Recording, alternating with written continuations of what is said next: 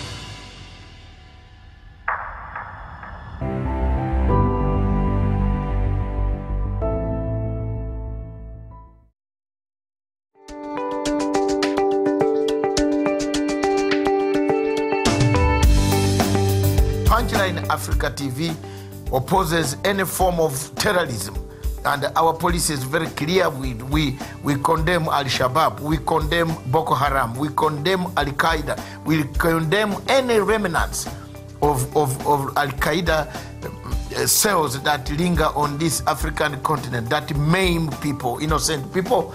All these acts are not done by a particular religion. People have just picked a religion and used it. In Kenya, in East Africa, and in Africa, we should be vigilant. That is, now we don't know. You can be very, well equipped at your doorstep or at your gate, but you don't know up in the crowd when we are moving in town, in cities, in Dar es Salaam, in Mwanza, in Kampala, in Kigali, in Johannesburg. These people have come closer to our cities, in Nairobi. You might be moving and somebody just starts stabbing you. I think they have changed these tactics. So we must be vigilant ourselves as citizens of these countries in Africa.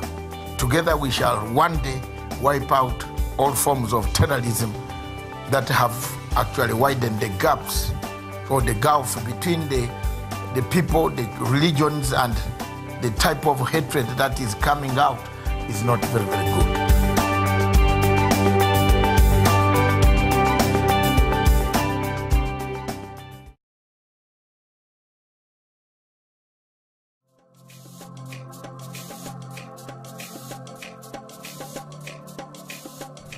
Our ambassador to the United Nations, Nikki Haley, laid out a clear agenda for reform, but despite reported and repeated warnings, no action at all was taken. So the United States took the only responsible course. We withdrew from the Human Rights Council, and we will not return until real reform is enacted.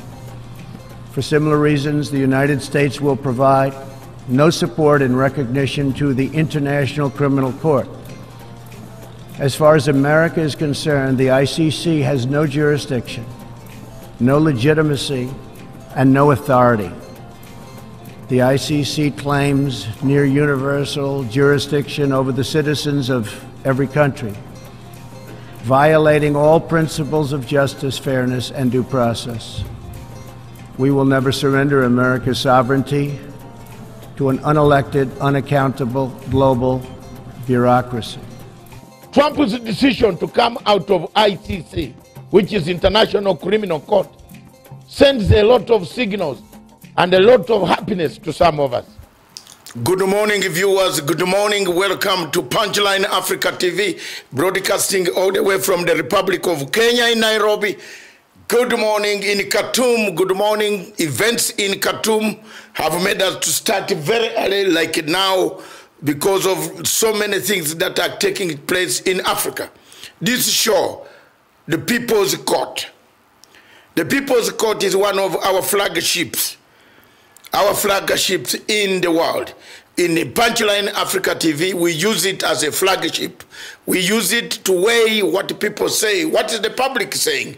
Is there regime change close to you where you are? Is there regime change? I'm telling you the signals. Baba sent the signals. The signals are very clear now. And this is People's Courts by David Nyekorach Matanga. I am the host, I am the interpreter, I am the analyst, I am the strategist, I am the defender of Africa against external forces that come to bring about terrible changes that bring nothing. If you look at what is happening in Khartoum, shortly we shall cross over to our correspondent, Dr. Ali Mohtar, who is in Khartoum live from Khartoum. And we shall join him. He will be bringing us up to date. Forget what you are seeing on social media. Up to date information live from Khartoum, from one of the nearest places near the palace, near President General Ali Bashir. My friend is it. You see, 2 years ago I was in Khartoum. We went for the conference of the Chief Justices of Africa. The Deputy Chief Justice of Kenya represented Kenya, and all the Chief Justices of Africa were in Khartoum. I went to address the question of ICC, invited special invitation by General Ali Bashir himself. This comes after the backdrop of several things, several attempts by the Sudanese authorities to understand what it is, what does the ICC want. In that conference, I and my friend Dr. Ojwang of Northern University, I explained that the Sudanese government should not attack UN, the UN bodies. It should attack the method in which the cases of Ali Bashir were indicted, or how Ali Bashir was indicted. I said, I am going to stand and change the narrative. And indeed I changed the narrative. By the time I finished my address, President Ali Bashir was on his feet up. He had already made a decision to thank me. He had already applauded me. The whole audience went wild because I stated the case of South of Sudan was a fake indictment. Not that the people did not die in Darfur. People died.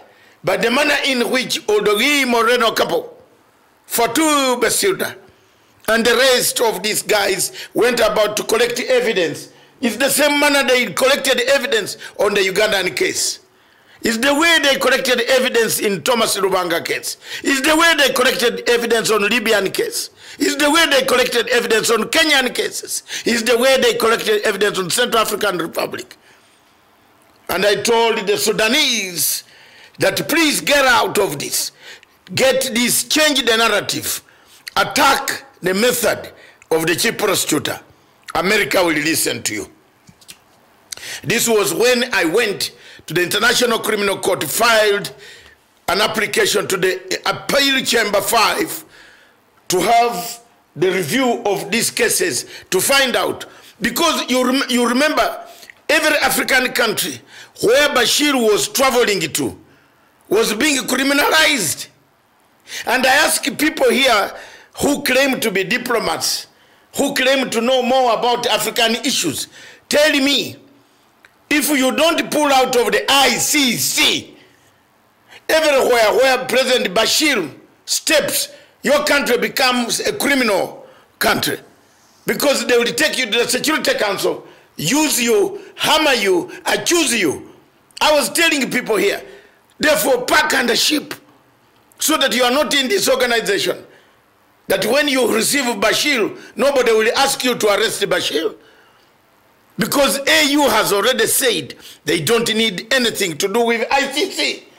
But as usual Africa, they don't listen to their own black African. They listen to some white professor, to some white lawyer, to some white, or to some Pakistani lawyer, or they just do that. They don't listen to an African man like me. The cases of ICC could not have gone away without this voice of mine. It's impossible. It's impossible in Kenya. No. What I did was beyond the level of any lawyer could do. But time will tell. My book is going to tell quite a lot. And some people will be ashamed. Some of them might not even look at me. Look at this. When you tell an African, I told Bashir in that when I went for dinner, Deputy Chief Justice Mwiru can be a witness, although we don't talk. I was called from the public to go and sit with the president on the president's table. And while we were having dinner with Bashir, something very strange struck me. He is saying that we are going to, how do you find it, Khartoum? I said, oh, Khartoum is a very interesting city. It is not like the time I came to Khartoum long time ago. It has changed. I'm happy. I'm enjoying where I am, staying in the Carthage Hotel. I hope you have been looked after properly. I said, Your Excellency, yes, sir. Then he said, we are modernizing Khartoum. We are having canals. We are building the Nile. We want to use the water. We want to use the Rere. Do you know what the President Bashir said, which shocked me? That my fork left my hands without me knowing. He told me, the French are going to do revamping of Rere systems and the canal systems in Khartoum. I looked at him, I said, Mr. President, you said the French? I said, you said the French, Your Excellency? Then he said, what's wrong with the French? I said the French are the people who have taken you to ICC. Frankly speaking, even my food could not go anymore. I started explaining. Bashir called his Minister of Security to come to sit near me so that I explain exactly how this, why. Then he asked them, why haven't you been telling me this? I said, you have brought a regime change closer to you, sir. That is 2 years ago, on 31st of March 2017. We were in Khartoum. All my imagery and the gross images, GPS can tell you I was there. I sat in the palace, which is now under siege. I told him, you brought a regime change closer to yourself, and you might regret. Therefore, the situation in all these problems is that Africans don't listen to fellow Africans. People's Court, therefore, wants to analyze events in Khartoum. I want to cross over to Khartoum for our security correspondent, Dr. Ali Mukhtar, right from Khartoum in the Carthage Hotel. I want you to tell us, the world, what exactly is on the ground, what's happening, where is Bashir, where is the statement coming, and how is it How are the population? Are the masses accepting to be part and parcel of the new regime? That is this crossover to Dr. Mukhtar, who is Ali Mukhtar, who is in Khartoum right now, and speak to Dr. Mukhtar, who is going to give us an update.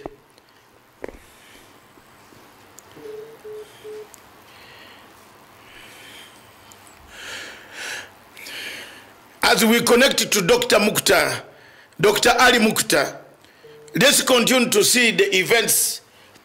Earlier on this year, 3 years ago when I started this studio, I prophesied that 14 countries in sub-Saharan Africa will fall.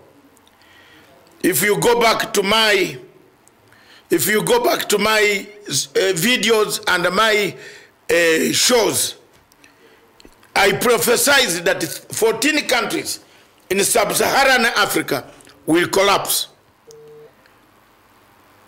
And those countries will collapse under a regime change spell. I said there were external forces, namely the forces of George Soros Open Society Foundation. Secondly, the forces of Vanguard Africa. Thirdly, the forces of Kofi Annan Foundation. Fourthly, the forces of DSGE of the French external service systems that operate in the former territories. I have never been remorseful. Neither will I be remorseful even if you kill me. I will say the truth that these are the forces, the darker forces that are killing Africa. These are the forces that want to make things difficult in Africa. Look at what the people in Khartoum are saying. The forces that went to demonstrate in Khartoum are saying, even if you overthrow, even if the military overthrows, they don't want the military. It means they have another agenda, which is not the military. They are not interested in any other agenda. It is not the military they are interested, not the change of Bashir, but they are interested in their own system. Who has marked this system? Is George Soros. Viewers, wherever you are in Africa, enjoy this. Let's go straight to Khartoum, where Dr. Ali Mukhtar is standing by live. Good morning, Dr. Ali Mukhtar. Good morning, sir. Yes, good morning, Dr. Musanga. Good morning. Good morning, good morning, good morning. This is Punchline Africa, live from Nairobi. You are live from Khartoum. Good morning. Good morning, Dr. Musanga. Good morning. How are the events? First of all, where is Bashir? Yes, you have seen all the media. Yes. All the other TVs, Al Jazeera, Al Arabiya, and others, they are now live in the event, and people are really very excited after the army has released that people are waiting for this statement to be released soon. Dr. Mukhtar, my question is, where is President Bashir? You are in one of the hotels, top of the hotels, you have been hauled up in there since last Friday. Where is Bashir? Yeah, the source and the direct source from the headquarters and from the army source that Bashir has been under the house arrest, and the other leaders has been arrested, like the former first vice president Al-Usman Taha and Awad Al-Jaz and Ahmed Haroun, the former governor of northern Kordofan. And these are the accurate information that these people have been arrested. And you know, they were the people who were around Bashir all this time, and all of them, they are wanted by the ICC. They are wanted by the ICC, yes. They have been put under arrest. That one is there. You confirm that one? That is confirmed. That is confirmed. That is confirmed. 100%, Now, 100% confirmed. Now, we would like to know from you, Dr. Muhtar, Dr. Ali Muhtar, do we say now the people on the streets have agreed to deal with the army? Have they accepted, or the people want their own government? Yeah, the people have accepted. That is why we have seen the 6th of April in front of the military headquarters, asking the military to intervention to take over so that they can have the military council for the interim period, and then the arrangement of the election to be made by them. But the issue now that make the delayment of the statement, it is still the debate between the leaders, because they are the former former military command, and some of them are wanted by the ICC, and the public are saying we don't want to see those who used to be under Bashir regime, who were influenced in the Islamic mentality and fundamental. So they are now focusing for the leaders who have been proposed, and some of them, their name has been released, and some of them, their names are not being released. So this is what happened. Even the first vice president and the minister of defense, when he went to the media to announce this thing, this is where now, according to the information and the sources, that he had been detained with his people in the TV area, where he was going to announce himself as a leader of the interim period, as a command for the military council. But that is the smartness of the army, so that to bring all the regime group into the box, so that no one of them should be a part of the coming government. So can I safely, as you are in Carthage Hotel, I know it is across, you go across the bridge, you don't go to the bridge to the presidential palace. You are overlooking and seeing the presidential palace and the army headquarters. Now, the situation on the ground in Khartoum itself, what do you think? Most people, Africans watching this TV, would think, all of us thought that Khartoum or Sudan was Arabic or Arabs, Arab nationality. But people are so shocked that most of the soldiers who came out on the streets are black Sudanese.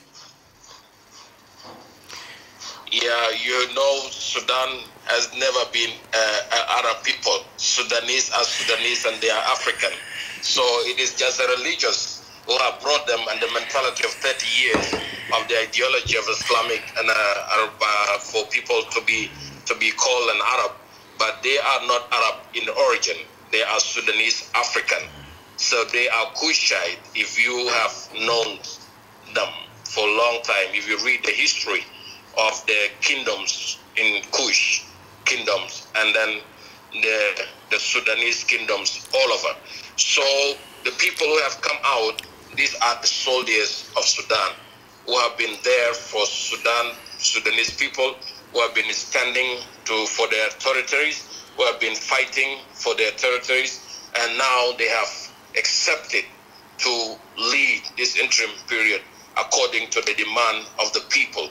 Because what you have seen and the gathering of people until yesterday, seeing how people even are watching the Barcelona soccer, the games that was being played, and thousands that have never been done before, and that was well organized uprising without bloodshed.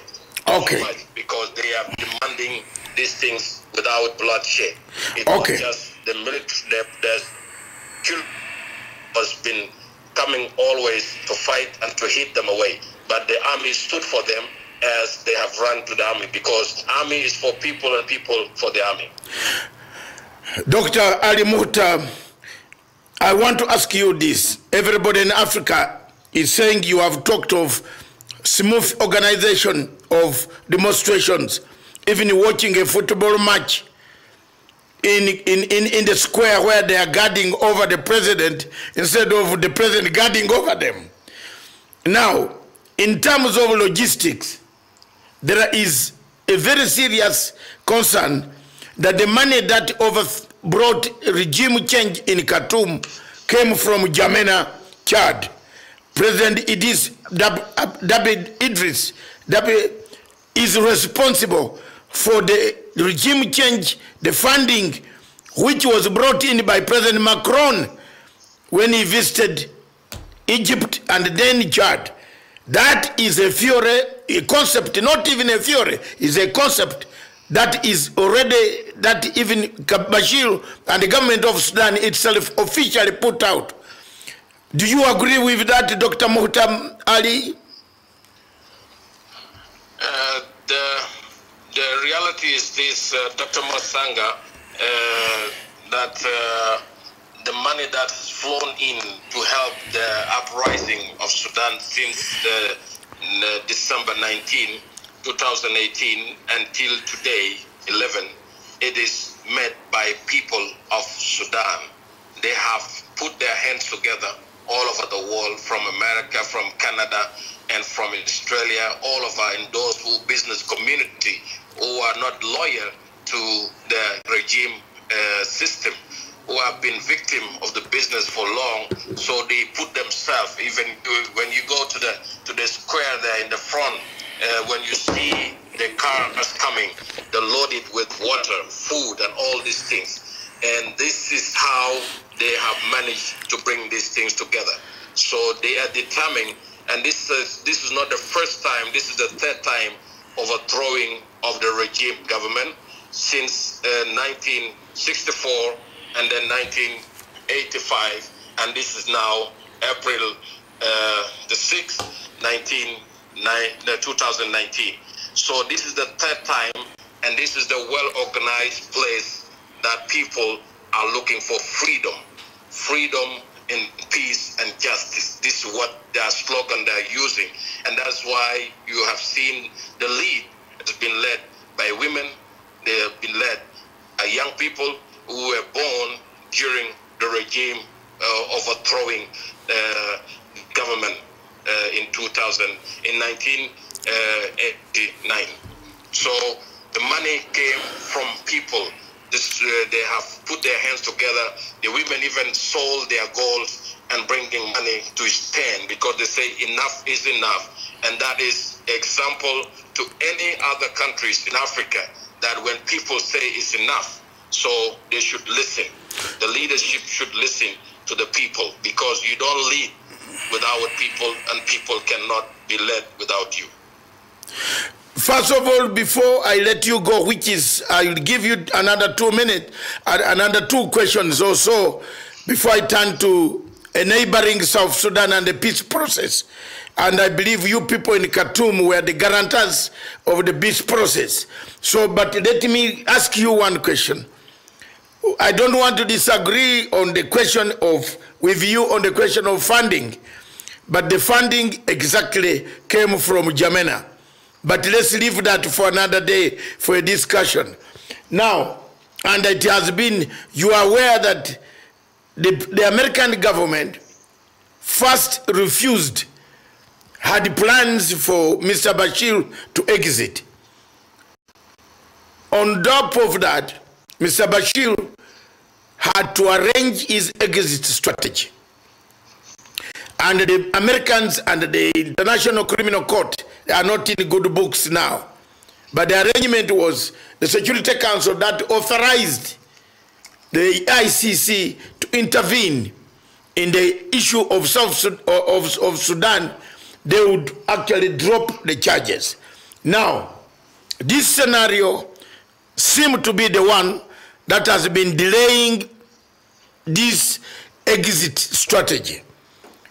The generals have been thinking on what to do with their former commander-in-chief, who was indicted. Most of the soldiers took part in the fight in the Darfur region.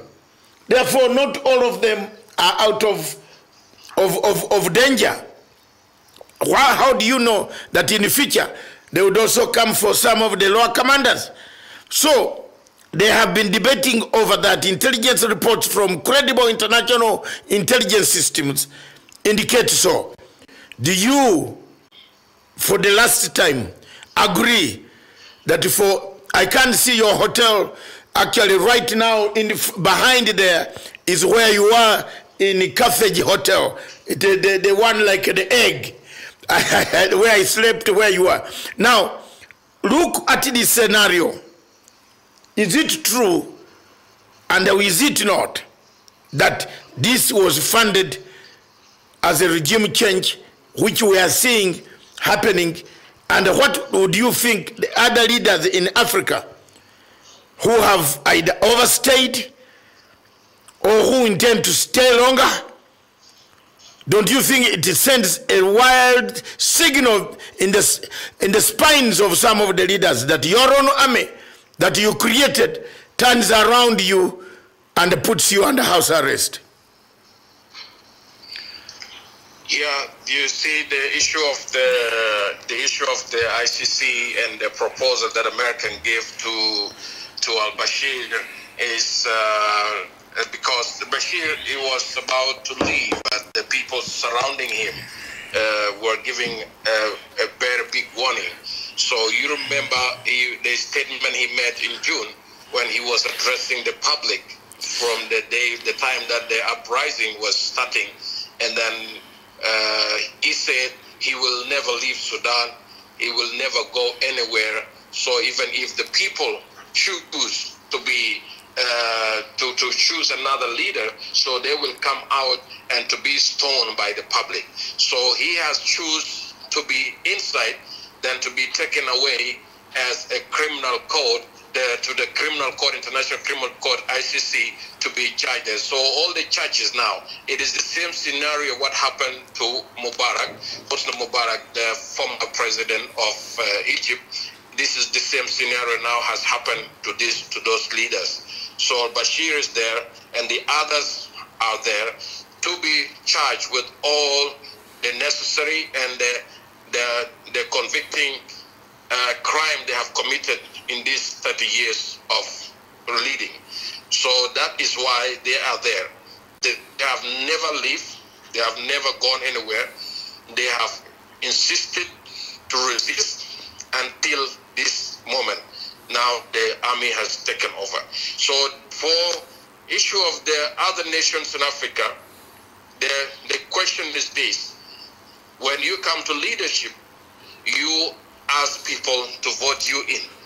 And when you enter to the leadership, you want to rule them as you own them. But there's a time, like what happened in Sudan, that people will say enough is enough. They will come, no matter what will face them, but for the freedom, because you cannot buy the freedom with the chip, you buy blood. And that is what happened in Sudan. This is the example to any other nation that is led by the regime leaders. So this is the thing that will happen to those nations, because government and the military always are lawyers to the people, not lawyers to the leaders who are the nation. Thank you very much. I want to turn to South Sudan. You are also, as a scholar, and you are in Khartoum. I want to take this opportunity to tell you that some of us were in touch with St. Gidio, Dr. Fabio Ricardo, and Dr. Riek Machar left Khartoum. Is that correct? Yes, he has left to Vatican for what is called the spiritual retreat. Yes. All the signatories for peace, they have left to to Vatican.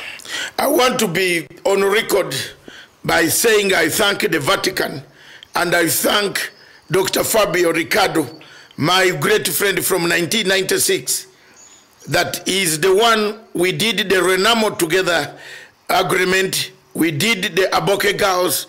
You remember Uganda, Konyi Aboke girls who were abducted. Dr. Renamo Ricardo Fabio, the hall where Dr. Riaka Machar Salva Kiir is sitting is the hall that I sat in 1998 under when the late Pope was there. So I am happy that at last, I think, and I'm saying, there will be a guarantor for this agreement. What has been lacking on, do you agree that what has been lacking on South Sudan is that peace guarantor? The guarantor who can give the agreement, initiative, money, able to run around. Remember, Vatican is a state within a state. It's a state on its own. It has all its embassies. So you needed a guarantor that can guarantee the peace. That if you do programs that can bring about reconciliation and togetherness and the unity of South Sudan, there would be a guarantor. What is your comment?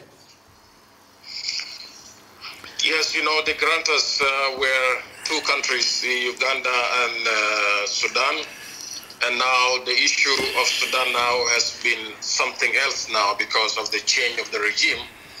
And going there to Vatican for the spiritual retreat, it is depend on their heart, it depend on their conscience, whether they will accept. Because even if you have gone for the spiritual retreat to be brought together and then giving you a directive, giving you advice, with the wisdom of Pope and the Archbishop of the Canterbury and the others from Presbyterians who have been there joining them.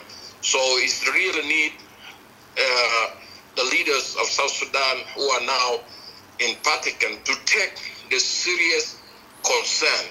It's not about who will guarantee you. It is you yourself. You say, we have to do it. We have to come together. We have to forgive one another. We have to lead our people in a new dawn, in a new vision, so that they can believe that we are going to do it.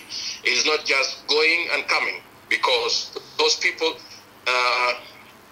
in Vatican, they need really to take serious action after leaving the Vatican, because this is the last day for them today, according to the media, according to the ambassador in Italy, according to the press release by the Office of President, so of Republic of South Sudan in Vatican. So these things will come out with a result that will bring happiness to the people, because, you know, South Sudan has lost the international reputation, and being there, they want the Pope and the others to intervene to convince the international community, but they need to play another role, that they have to show they are serious in that one, to go ahead. Thank you very much. As I know, St. Gidio, the ones who organized this meeting, believe me or not, it's not only spiritual. Yes. It is a guarantor. When you talk about Uganda and Sudan, these are mouthpiece. They were also involving themselves in the same conflict. So there was no guaranteeing there. There was no guarantor there. The guarantor who is going to come out, and I've spoken to Dr. Fabio, the head of St. Gidio, and who is very, and several of those close friends of mine. You remember, these are the same people who helped the Uganda peace process, and they helped us. I went to Italy several times to meet the Vatican, St. Gidio. So I know what they want, which has been missing, which I've been telling the South Sudanese, that if you don't have a guarantor, and you don't have anybody, Salva Kiir was crying of money, that what can I do? I don't have money. You don't have money to do the DDR, to keep the peace process, to keep the ceasefire, to feed the troops while you are demobilizing them and reintegrating them. You need money. And the only way that the Vatican can help is actually to fund this peace process, to give it guarantee, to source funding for them, legitimacy, travel, talking, facilitation. That's what is going to happen. That is a subject for another day, but shukran, Dr. Ali Mukhtar, all the way from Khartoum. Any last word? Thank you. Thank you. Any last word that you have? Thank you. I just want to say that that's the happiness in Sudan today. The whole atmosphere in Sudan, the whole states are really happy and tears, and people are jumping down, up, the old and the youngest. So that is really a moment of the decision and the moment of the new building Sudan. So thank you for giving me this opportunity on Live Punchline Africa. Thank you. Thank you very much. Watch out for yourself. Take care. Take some more tea or coffee. Thank you very much. Stay away from the stray bullets. Thank you. Stay away from the stray bullets that are coming from the presidential palace.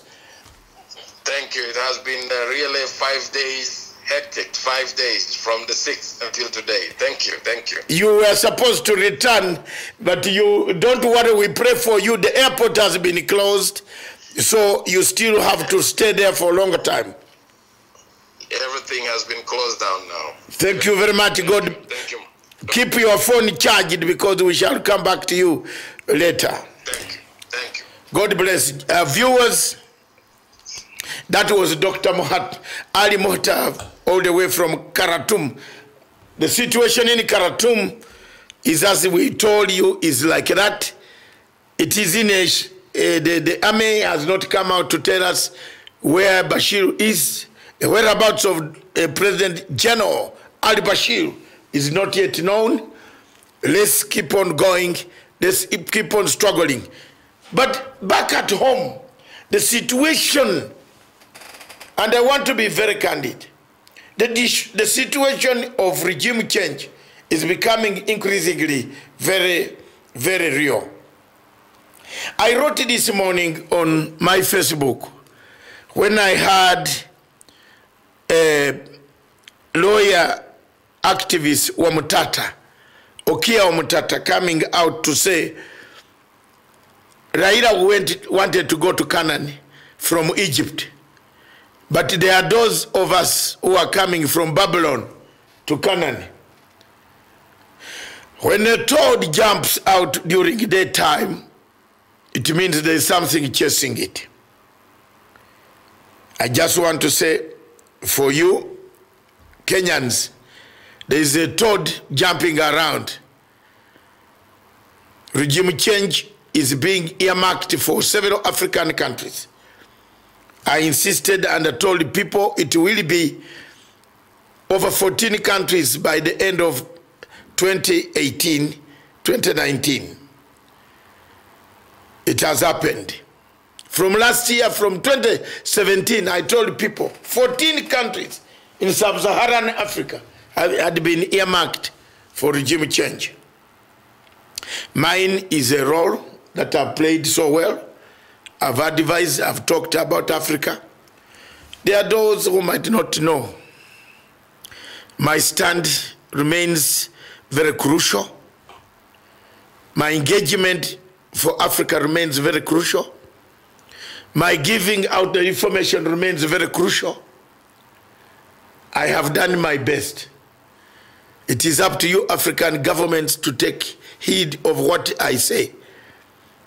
But the situation is not very good, especially countries where presidents have overstayed or they have been abusing the welcome that they got on entry.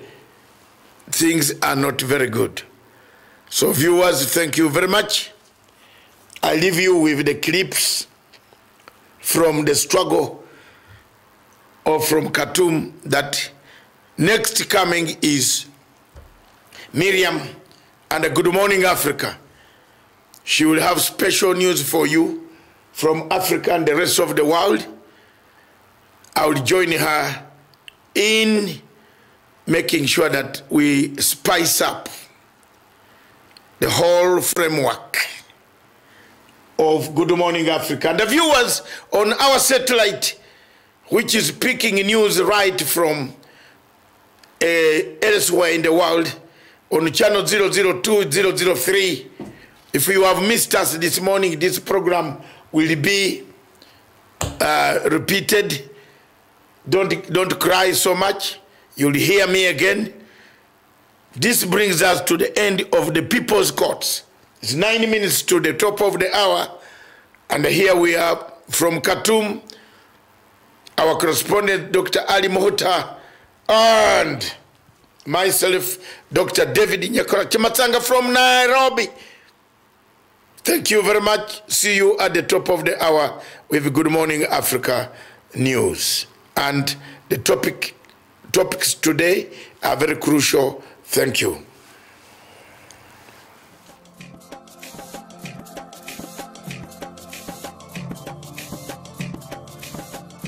We discuss Africa.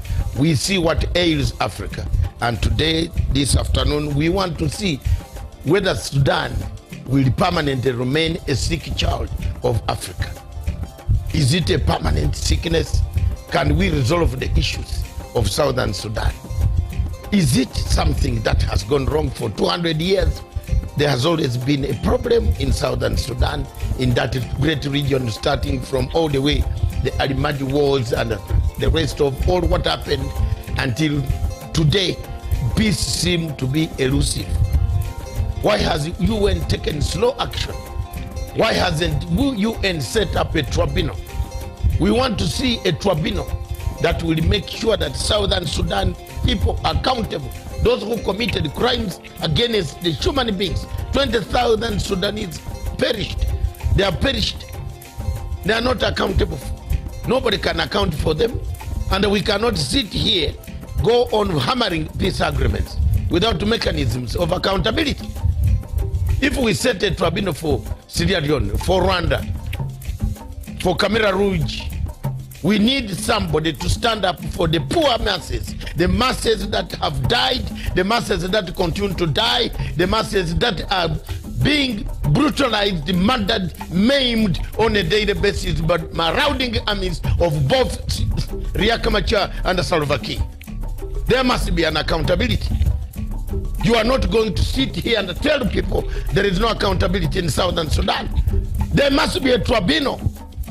Why do we run to harass countries of Kenya, put ICC on Kenya, put ICC on this country, put ICC on Central African Republic? Why have we delayed on putting a tribunal for Southern Sudan to find out who is killing, who has been killing, how they have been killing people?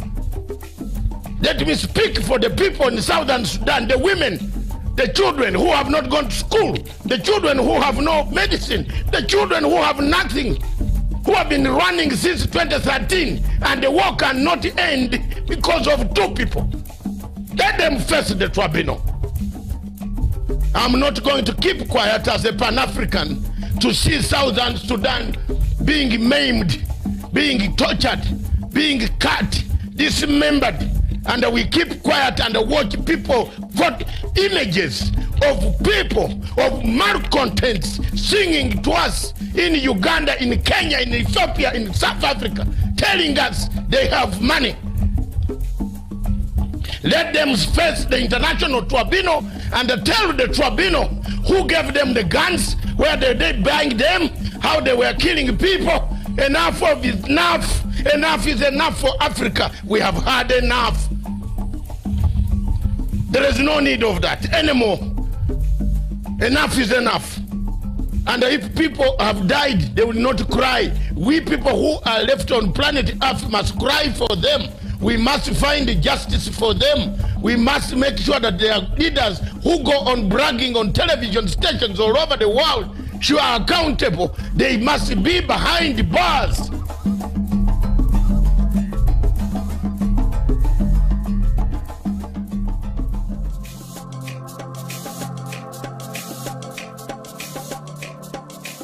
Way back in 1998, the late Secretary General of the United Nations by name Kofi Annan thought of an idea brought an idea of saying the only way to bring world order where crimes committed that are not punishable in local courts, local countries, regional courts could be taken to an international crimes court.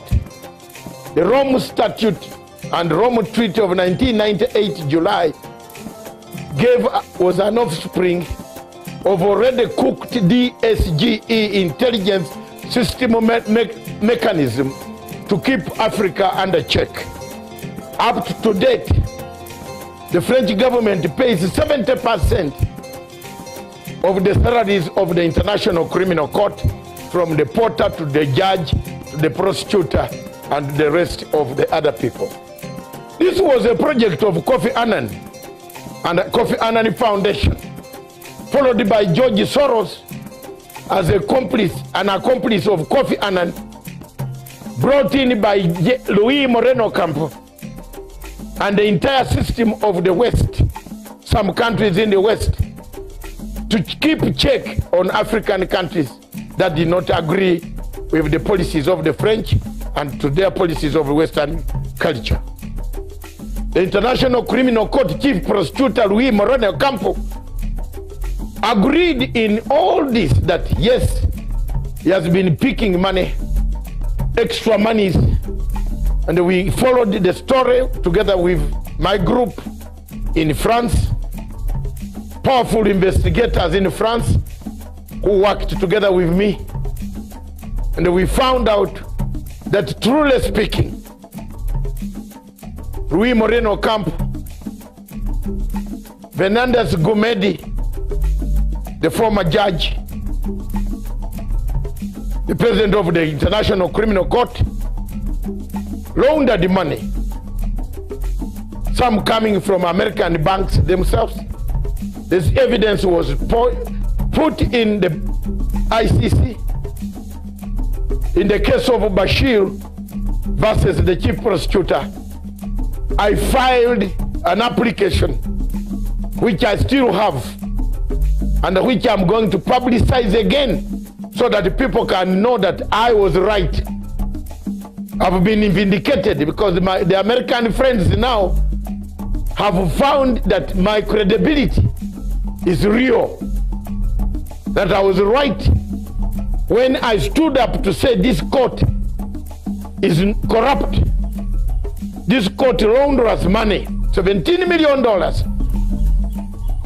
of United States money, laundered through Bahamas, through New York banks, back to Ocampo's personal assistant, by then called Fernandez Gumedi Silvia, who later on rose to the ranks of becoming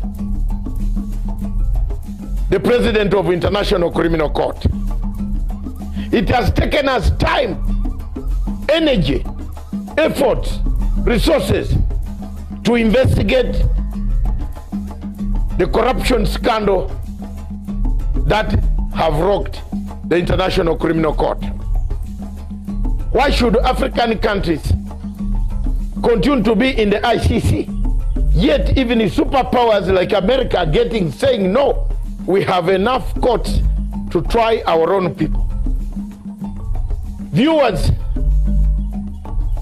it has taken Americans over 20 years to listen to our voices when we told Reinberger in Nairobi that this court is a corrupt court. Today, on the eve of September the 11th, I want to deliver a clear and unambiguous message on behalf of the President of the United States. The United States will use any means necessary to protect our citizens and those of our allies from unjust prosecution by this illegitimate court. We will not cooperate with the ICC. We will provide no assistance to the ICC, and we certainly will not join the ICC. We will let the ICC die on its own. After all, for all intents and purposes, the ICC is already dead to us. A case of the Kenyan people. These cases in Kenya, the chief prosecutor called Fatou Bensouda put serious statements at the end of the cases, discharge and termination. In legal language, these cases pose a very serious threat in the future.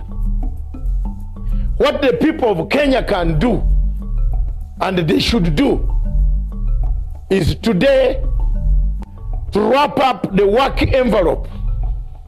Because until this envelope is sealed, thrown in Indian Ocean, the chief prosecutor in the future will come and look for that envelope, use it to incriminate people again.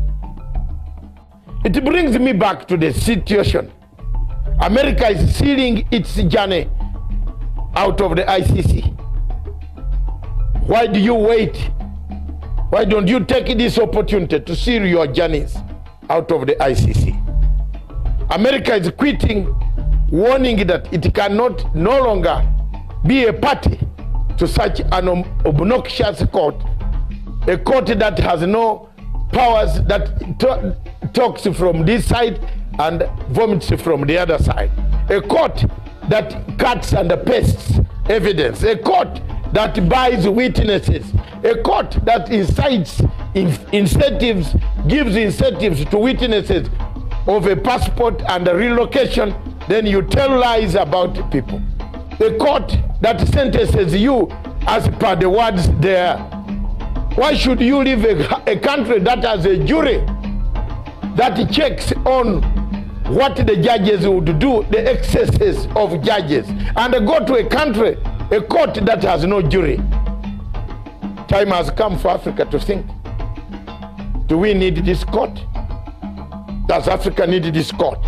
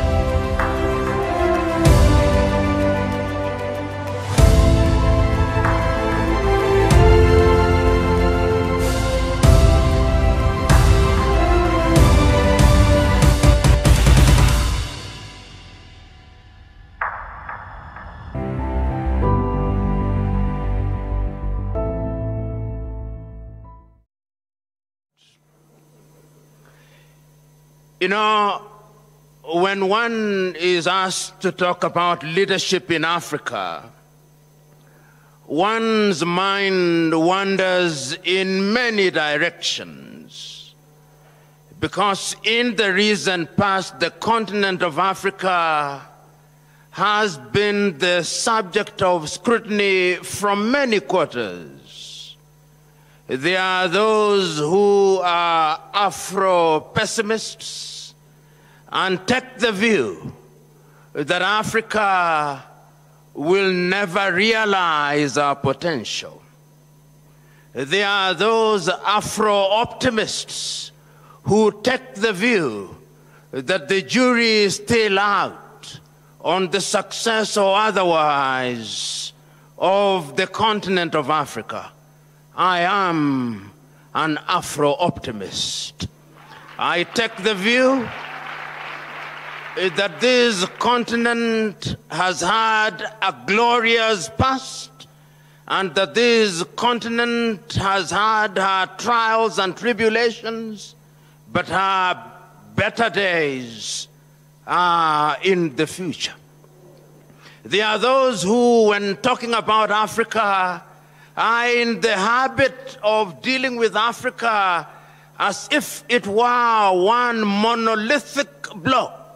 They do not recognize that the beauty of Africa is in her diversity. And indeed, when you care to undertake a geographical survey of Africa, you will be amazed at what the west of Africa offers, what the center of Africa offers, what the south of Africa offers, what the Horn of Africa offers, and what the north of Africa offers. That is the continent that we are talking about today. And we are talking about her because she continues in many ways to punch below her weight. And many are the commentators who take the view that the reason why she continues to punch below her weight is because the men and women who have had the privilege and honor to serve her in different political capacities or leadership capacities have not served her well. There may be merit in that assessment, but those who are quick to judge, those whose only claim to fame is that they are professional fault finders, must ask many questions before they judge and condemn Africa unfairly. This continent, and I remember, and if we are to judge this continent fairly, we must go back to the past and look to the past and ask about this continent. And there are many who have written about this continent. How many of you here will forget the great writings of Senegal's Anta Cheikh Diop, who has documented in many ways the glorious past of the continent of Africa, the great kingdoms in Africa. When Europe was still in the caves, Africans were building monuments. If they were not building them in the Ashanti Empire, they were building them in Monomotapa here in Zimbabwe. And there is a...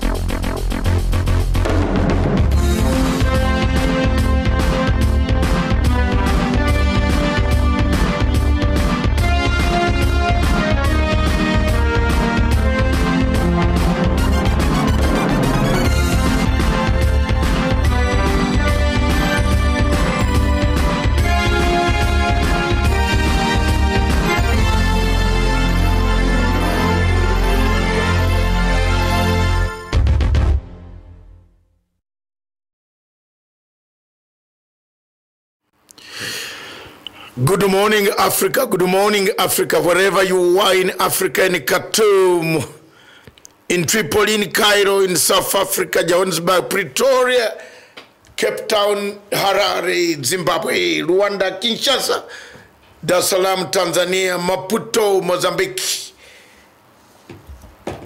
Kinshasa, Democratic Republic of Congo, Chad, Jamena, Asmara, Eritrea. Good morning.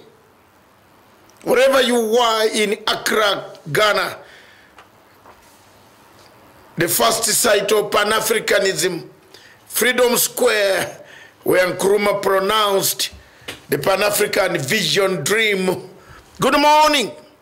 Wherever you are in that capital city of Abuja, Buhari, you can see what is happening in Khartoum. Good morning. Good morning in Kampala, Uganda, President Museveni. You see what is happening in Khartoum. Good morning. Good morning in Addis Ababa, Dr. Abe. Good morning in Rwanda, Kigali. Give the people the freedom. Time comes, you leave. Don't overstay the welcome. Good morning. Good morning, Africa, the Central African Republic, those suffering from the bullets sponsored, supported, equipped by the French external hegemony. Good morning. Good morning, all of those in Mali.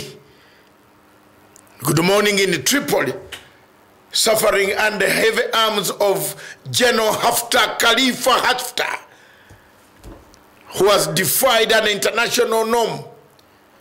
How come nobody is moving to the United Nations Security Council to stop General Khalifa Haftar from taking over Tripoli? Good morning. Good morning, Africa. Wherever I look at Africa, I cry My tears come faster. Good morning in Malawi, Blantyre, and Lilongwe. Forget about violence. If elections are not very good in Africa, why do you hold them? Good morning wherever you are. Again in Harare, Chamisa. You see what is happening to other countries in the north. You want to push it in the south. After taking over, what next? Can you change that country today? No. Even if they gave you loans, you can't. It will take time to change it. So why don't you join hands, work together, change, remove the sanctions, instead of calling for the United States of America to tighten sanctions against Zimbabwe? Good morning. I'm still good morning. Those in German, those who speak German language, good morning. Miriam is going to greet you very shortly in about a minute and a half. Good morning in America, in Seattle, in Washington. Those watching me, this is the voice of Africa, the voice of Pan-Africanism on the continent and outside in the diaspora. Good morning in London. Dr. Jeshe Mashate on standby today, later on to discuss what is the Brexit. October is it? We're again moving. Why don't you do away with it? Good morning, Africa, in Amazonia. Those suffering in Cameroon, good morning.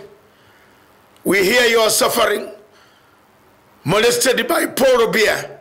But Mr. Paul Biya, you can see what has happened to Mr. Bashir, a great friend of mine whom I advised. I advised him 2 years ago that don't bring the French near you. They left him. He has to look for a plane to get out. The army has taken over, created a transitional council, army council, led by another general whom I know very well, who was a great ally, a friend, but neutral of General Bashir. Good morning, wherever you are in Africa. Good morning. Thank you very much, those suffering in Biafra because of Buhari's and suffering under the norm of Boko Haram. Good morning. Good morning when we pass over to Somalia, Mogadishu. Good morning. All these are my titles, they are here. Those in Mogadishu, good morning. My friend Abdul Salim, good morning. Keep on watching. There is hope on the way. Don't give up. Africa will rise and shine again. Somalia will be free from terrorists. Good morning. Back in Nairobi. Thank you very much. Good morning, German lady. Good morning, those in Berlin headquarters handling our satellite. Point it now to Khartoum. And a good morning in Vatican. I want to thank Dr. Fabio Riccardi, my great friend, 1996 to today, great friends. Well done.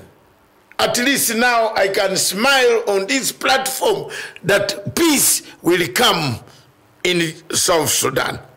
Whatever IGAD was doing, IGAD is part of the problem of South Sudan. Also, some members in IGAD are part of the problem of South Sudan. So whatever the St. Gideon and the Vatican have done, good morning. Good morning, yea, God, give that spirit. It will come. I think I've now briefed, it will come. Good morning, back in Juba. There is hope in Juba. Don't give up. Bashir was, yes, I helped him. He wasn't my friend, but I helped him on the case of ICC because I hate ICC. And he made a mistake to change the oil that the French will handle the oil and this. They have thrown him out. So good morning. Where else can we go? Côte d'Ivoire. Finally, I hand over to the German lady back in Dar es Salaam, which was a territory, trusted territory, as a mandate by the Germans. Over to you, Miriam Ogutu. Good morning. And good morning to you, Dr. Matsanga. Thank you very much for that. You seem very happy. The warmth, yes. I am very happy because whatever I talk in Africa, but people love me, vilify me, Yes. but it comes to pass. So anybody watching thinking that I am like him, I'm a different guy, man. I'm not near. I don't talk empty. I don't talk English. I have 3 types of English. There's supposed to be 4. 4 actually types of English. Okay.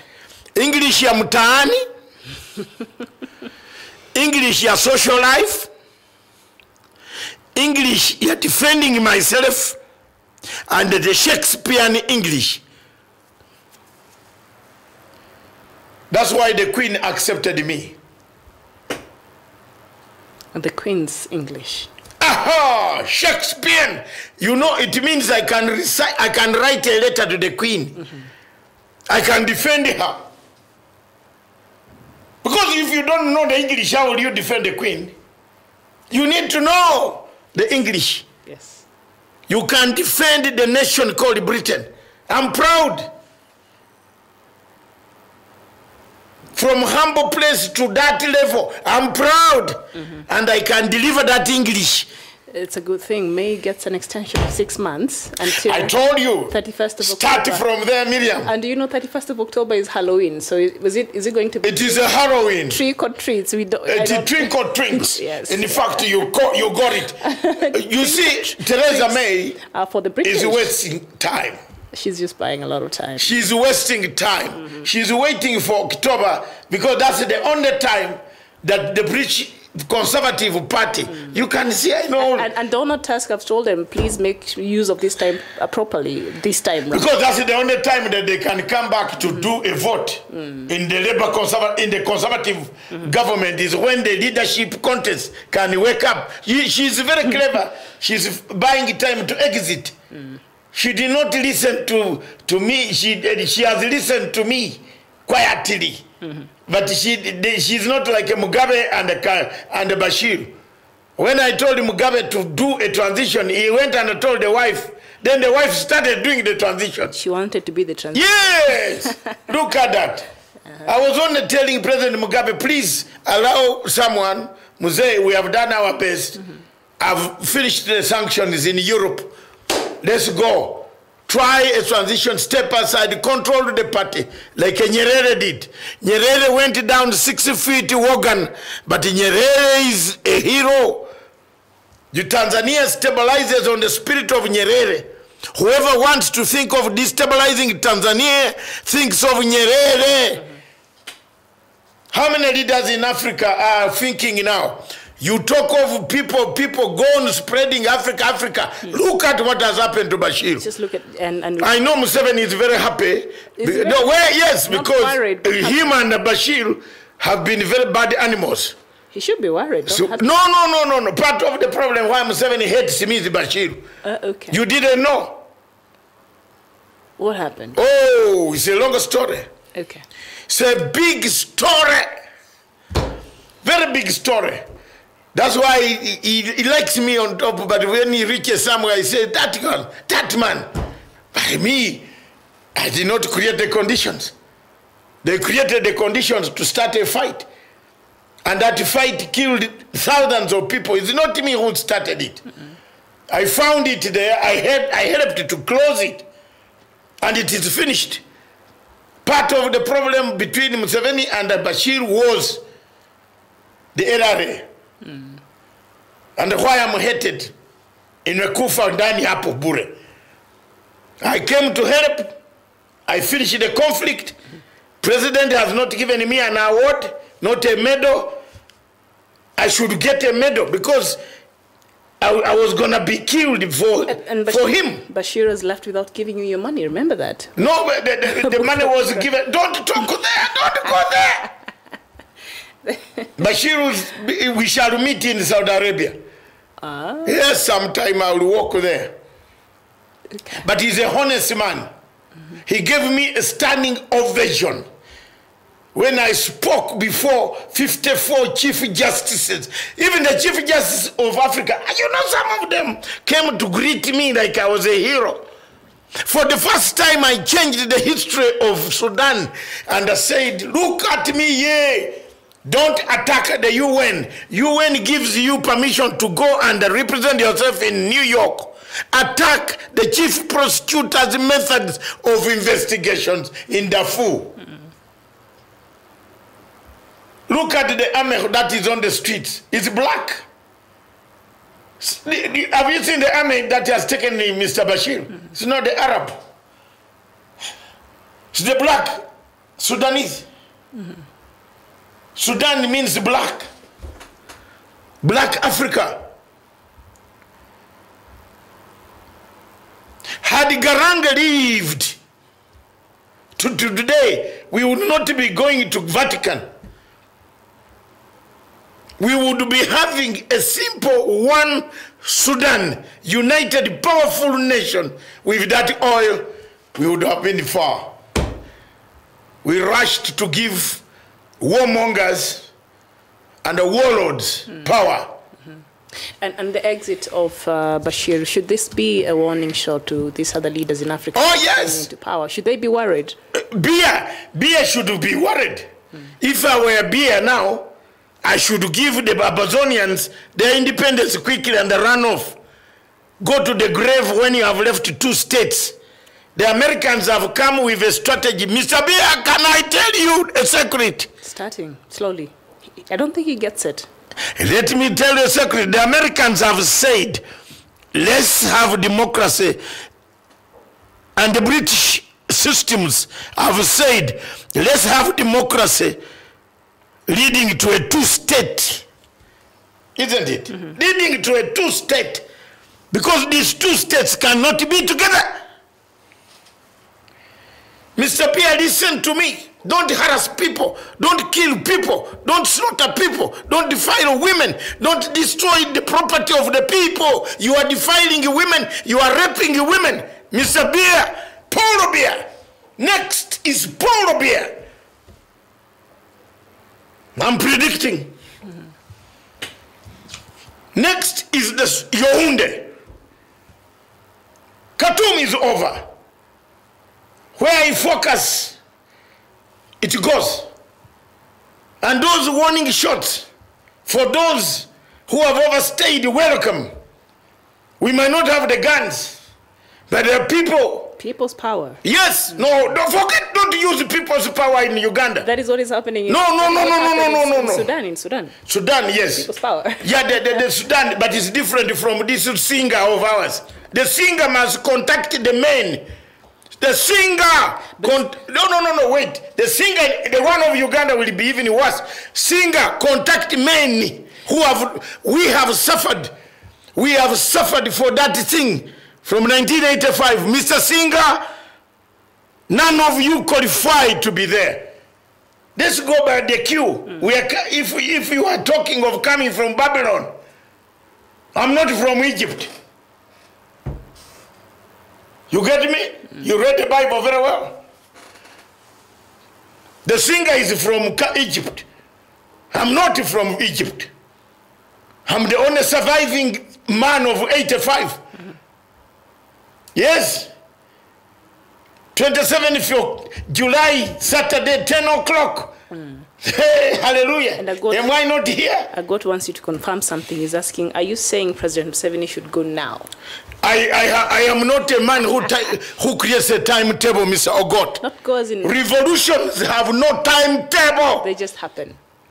If you didn't know, go to school today now. Enda kwa shule. Ogot, you have lived outside this Africa. You must go to school. A revolution has no timetable. Napoleon walked in 1878. 89, rose up. There was no timetable that he was going to wake up or got.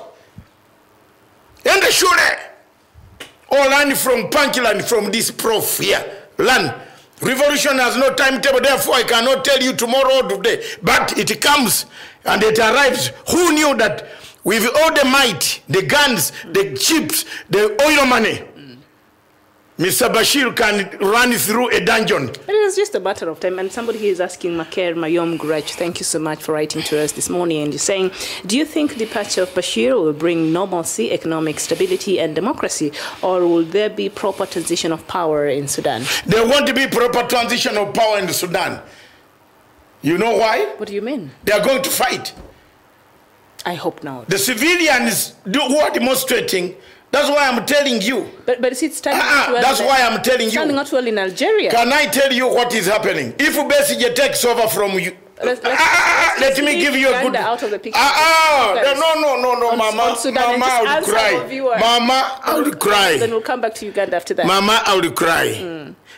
I will give you an answer to that through the Uganda scenario. You want us to go to Uganda? Yeah, if Besigye takes over from Museveni, we shall take over from Besigye.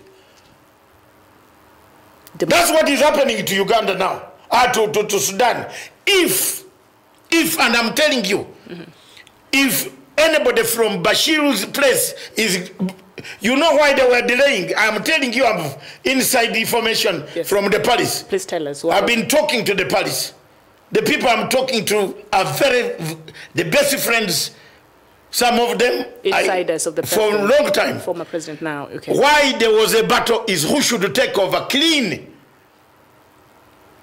They have taken over these generals and put them in safe custody. A clean man from the ranks rose, but he's not going to handle because the crowds outside are saying no military man. Have you seen? That means, what does it tell you? It tells you that the regime was sponsored by external force, which is saying it has nothing to do with the military. You can use the military for takeover. Throw out Bashir, but they will not handle power. They can't handle power. Sudan is going to plunge in two. If the military, you know what the people are doing?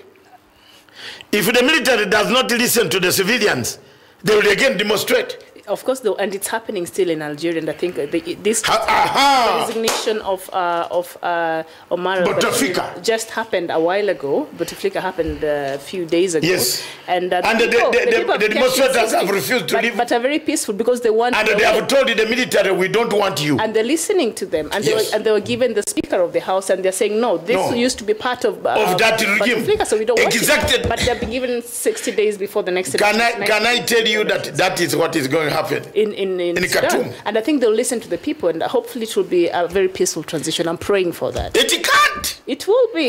Look at me. People's power. Mama, look at me. Baba, Mama, give me a signal. I'm telling you, there is no way there will be a peaceful transition. First, you have to solve the situation. And they will. The other generals who don't want, who took part in Darfur, they're scared now. Not even scared, even the lower ranks. Let them go for asylum somewhere else, yes. You can't take them to where? Which country takes asylum when you have a warrant? Bashir is on his way somewhere. Yes, but that is one you can take, but you can't crowd all 5 of them with warrants. That country is rich, can manage another 5. All what we need is, that explains to you that the regime was funded, equipped from outside, and the source of the money, and believe me, read my lips, the source of money came from Jamena, Chad, the fifth of Jamena. President Idris Deby is number one fifth of Africa. Mwizi. He picks money from even businessmen. Have you seen a president of that nature? We have a lot of them in Africa. No, this one is the one I know. Zuma, you're forgetting. No, Zuma was doing it with the companies of Gupta. He was the president. But this one goes to China and says, give me $4,000, $2 million. $2 million, $400,000, $2 million, $3 million. Give me $20 million, I'll overthrow Bashir. He has overthrown him. Macron came and delivered the money in Jamena. Mama, give me a signal. Just pray for a very peaceful transition in Sudan. This regime change is not the army in Khartoum. But have you seen the way the army has been acting and has because it found out they cannot outdo the people. The people. Exactly. Power. Now the people will demand. It is who is the man behind the people power in the world. Say it again. Say it. George Soros. Mulinya lya Katonda n'omwana n'omwoyo omutukuvu. Amina. Amina. Mungu moja. Who is the head of people's power in the world? It's George Soros. Where is the headquarters? Paris. What does he do in Paris? He banks there. And I got it saying, Dr. Matanga, your friend Omar al-Bashir was premeditated after Saudi Arabia and Qatar started to get into conflict, and Bashir took Qatar's side and allied with Turkey and Russia. Remember in 2017, Bashir asked President Putin from Russia to protect him from the United States. So Bashir seems to be having a lot of problems, especially others inflicted by... No, but he's landing. He will go to Saudi Arabia because his troops... The elite Janjaweed troops are in Saudi Arabia fighting in Yemen. Christo is saying, Mama, please, I need a sign from southern Cameroon. Yeah, the sign is coming. Next is beer, polo beer. We are turning the people power turns to polo beer. You get the signal. The signal is polo beer. The arrow is pointing towards... Is towards Cameroon, the tropics. Oh. It is towards the tropics. The man is killing people in the tropics of Yaoundé. Yes. Have not been doing things for nothing. God must reward me. One of these countries must reward me. Yes. Signal. Yeah. The signal is pointing towards the other side. Yaoundé. Christo, thank Yaoundé. Okay. Next.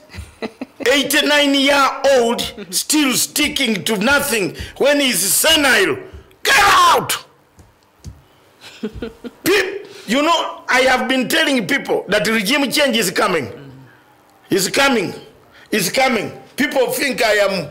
When I told people in Kenya that it was George Soros who sponsored the witness procurement with my Ugandan accent, people called me Mr. Procurement. Haven't I procured now? You have procured. Yes. So now...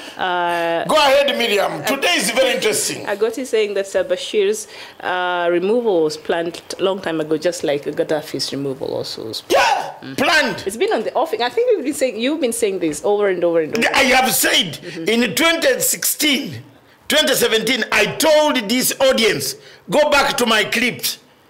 They are in the YouTube. I said 14 countries in sub-Saharan Africa will fall. Look at my hands. That's a cross. Okay. That's a cross. They will fall. Okay. And that anybody in Kampala thinking that this is a lie is up to you. But they will fall. 14 countries before 2020. They will fall. I predicted this. Look at the master plan. Nobody wants to listen. In this country where I'm speaking from, I had to fight regime change. There will be nowhere this. You know, there is a side here that does not like to see me. If they find me in a darker corner, I'm gone. You know it. Here in this. Hey! Okay. It's not... Hey! I stepped on a regime change. Jeffrey Smith, Dr. Busia Nana, Obasanjo. If you see them coming near your town, run! Johnny Carson's, run! If you see Johnny Carson is flying into your country and pretending to be going to Mombasa, run! Obasanjo, run! The fighting You know, one of the things is that people don't listen to me because I'm frank. If you see that AU chairperson, Musa Faki, captured, run. And have you seen China has given the AU about $2 million? Yes. Yes. To do what? Good question. President Museveni, President Uhuru Kenyatta paid $1 million to set up a court. They ate it. They ate it. You can't account for that $1 million. Ask this guy of Muhammad Musa. He's preparing money for elections in Chad. With Dabi, president of Chad, to fight for elections. That man is eaten, captured. I told you. Yes. Okay. So after Bashir has, of course, fallen, and you've mentioned Paul Biya should also run, one of our viewers here is concurring with you. Who else do you think in Africa it's time for them to pack and ship? Those who have stayed there. Yes. You see, prepare your transition. 20 plus years. Not it, my dear. A signal is here. There is a signal here. After Paul Biya, where is it pointing towards? Paul Biya pointing somewhere there. It is not leaving. Wait.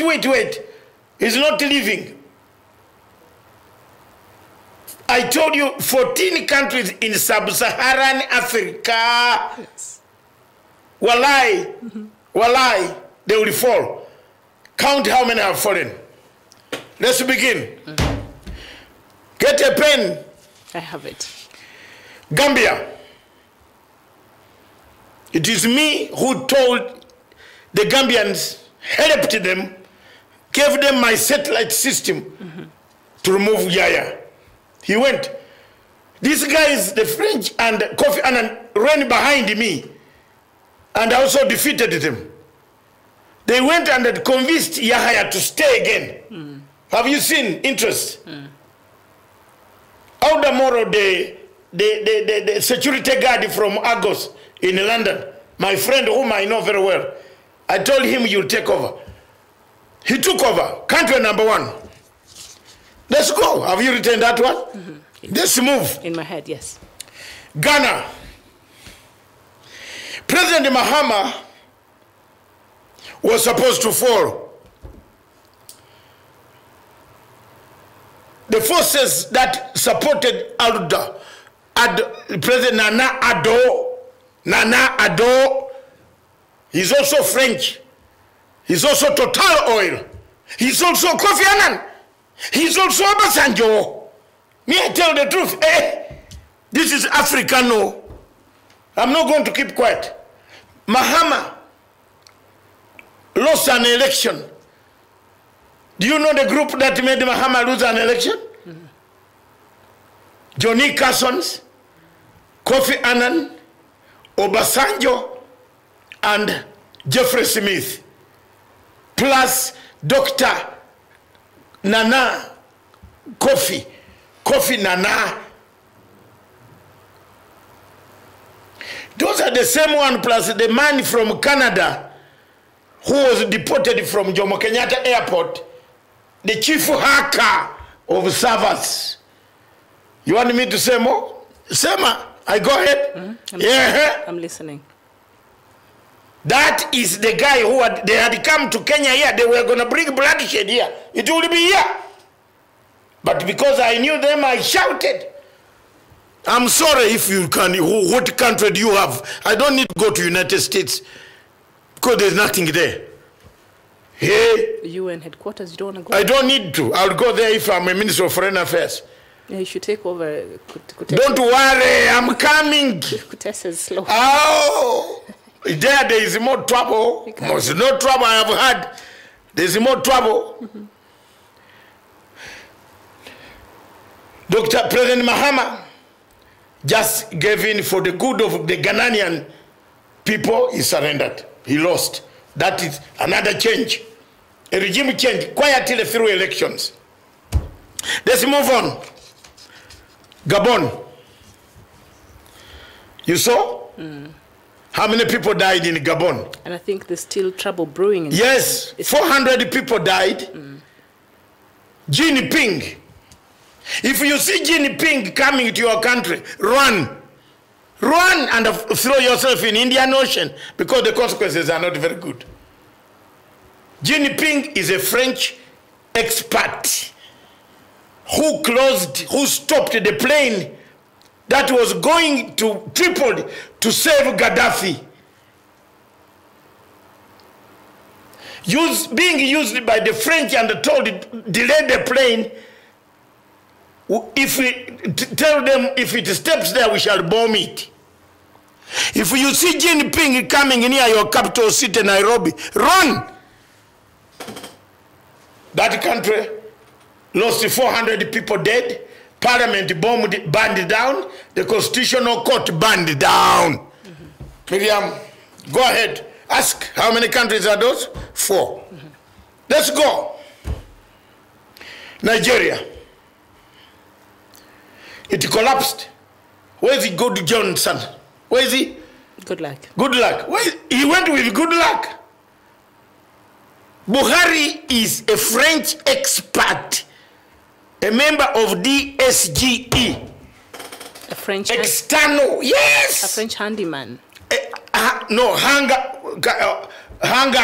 on. Okay. We call hang on? These are the main errand boys on this continent. Itakwambia leo wewe unaingiza mimi kwa siasa hii mbaya. People really want to know about They want to know. Buhari is DSGE. There is no difference between DSGE and Buhari. Good luck refused to sign a form with Total Oil. Where is he? He lost. Mahama refused to give Total Oil exploration units in the Atlantic Ocean. Where is he? He lost. Let's go. Ivory Coast. I told you. Let's move again. Ivory Coast. You have counted the countries now? We are going. Togo. Yandema's family had held Togo. The new younger man said, we have talked to a lot of French men. We want to change some things this way. This guy said, no way. What happened? The opposition is still on the streets, isn't it? Demonstrations, they are there. There is tension. Burkina Faso, you know it fell. The new man is there. Others are in jail. A lot of terrorist activities go activities every other day. Yeah. Look at what is happening. Same as Nigeria. Yes. Tell me that Mr. Buhari does not know where Boko Haram is. Tell me. Why was he buying daggers? Do you know how many daggers they bought? 1 million daggers to kill who? Is there a war, Sharia war there? Is there Sharia war in Nigeria? 1 million daggers were found with people. Is there a lot of bushes to cut in Nigeria? I don't think it's that many. Why hasn't Buhari concluded on Boko Haram? Because he uses Boko Haram to torture other people. Yeah. Including Amazonian. Wait, we come slowly. Yes. That's another country. Yes. Buhari, God, he might have survived this, but he can't survive the God's will. Whoa. Maybe he's cloned. It's a cloned man. New one. You see the way he's harassing people who are only demanding that please, let's talk about this. Politically, he doesn't want. Move on. Let's come. I predicted Tunisia will fall. I predicted Algeria. I mentioned it in North Africa. It will fall. I skipped North Africa. I came. I said Khartoum. At that time, 2 years ago, there were several attempts on Bashir. I said it will fall. I went Central African Republic, 2 governments have collapsed in the middle. There is no state, there is no tourism in the Central African Republic, Miriam, which makes, and get me correct, which makes 2 Airbuses, 2 Airbus planes, 2 leaving Paris or the Go Airport, 2 leaving Banjul, to carry what? Diamonds. Is there tourism? Which tourism can you see with bullets? When men are shooting everywhere, can you go and see the sea or crocodile? What is being carried in? Why is it that every army is in Central African Republic? Even the South African army? Yes, there's a lot of interest. It's diamonds. In that country, yes. What are they doing there? They are collecting diamonds. And the French has been said to be the ringleader in what is happening right now in the Central African Republic. Thank you. I went further. One of the countries I predicted, South Sudan, collapsed. That's I hope you are counting them. We are now coming to number 8. Yeah, we're above number 10. Number 10, sorry. Look at them. We crossed over. I told you, Ethiopia. In fact, the one I predicted very well was Ethiopia. Yes. When I saw hundreds and hundreds and hundreds of thousands, I said the regime change has arrived. George Soros, yes. People power. People power. The owners of the slogan that is in Khartoum is the same slogan that is everywhere. So those who have ears like M7 hear. Let them hear very clearly. And it is the same, I'm telling you. What is in Khartoum street? Those army, even if you say you have trained them, they are loyal to you. They will not kill these people. No, they will not. Actually, they are protecting the people. Yes, they will not kill civilians like that. With international law watching you, where will you go? Which exile? Which exile will you go? Watakutoa huko like a rat. Walai. So if I were, and I went, hey, I said that Ethiopia, it did not take in 2017, Ethiopia collapsed. 2018, isn't it? Collapsed. The other prime minister, Zenawi, a close ally of mine who died. Meles. I am the only, yes, I'm the only Ugandan who goes there. When they arrested me at night with ICC documents, some ambassador who was there slept on duty. I've not forgiven her though. That's why, don't ask, God, don't talk about it, leave it. So now we ordered for me to be immediately given a car. Nice Mercedes came. Man, the guys said, wow, we touched the wrong button. Since then, a regime change came in, it finished Ethiopia. Okay. Ethiopia collapsed. Am I right? Yes, but right now it's doing fairly well. Yeah, it has come back, but at that time I told you it will collapse. The other man left. He couldn't hold it. The regime changes were many. They left it there. You know, this regime change, they just try. Uganda. 2016, after elections, George Soros was present. After elections. And George Soros pays these people money directly. Oh. When you see them traveling out to go, they are going to carry dollar. He's a philanthropic. Not philanthropic. This guy is a mad guy. He's known as a... Do you know he can fund anything? Yes. He doesn't care. As long as you are going to change, George Soros has got one phenomenon, that if you are the word change comes in your head, Akia Mungi can give you money. Let's coin a word around change.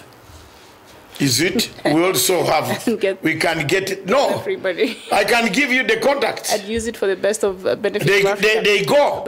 So in Uganda, we survived because Museveni listened and then had, when I went to London in a meeting, when I opened the door, I'm telling you the truth, opposition, we had been called in London, in a hotel.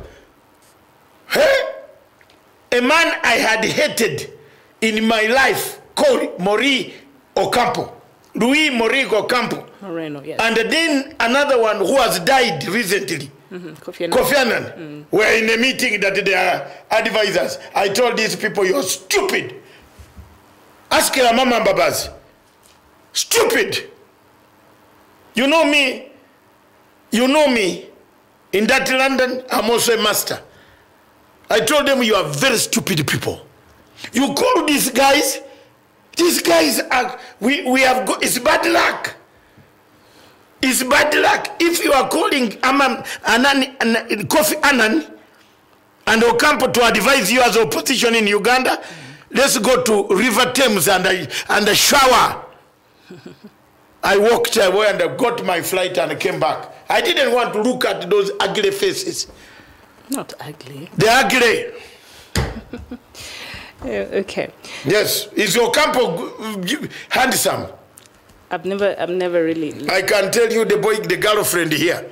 Okay. You don't try me. Let's just leave that. The girlfriend is still here. Let's not bother the girlfriend. Let's just the girlfriend be. At night, I saw them in the Serena Hotel. Let's leave that. If you go further, I can say it. I stopped. Okay, thank you.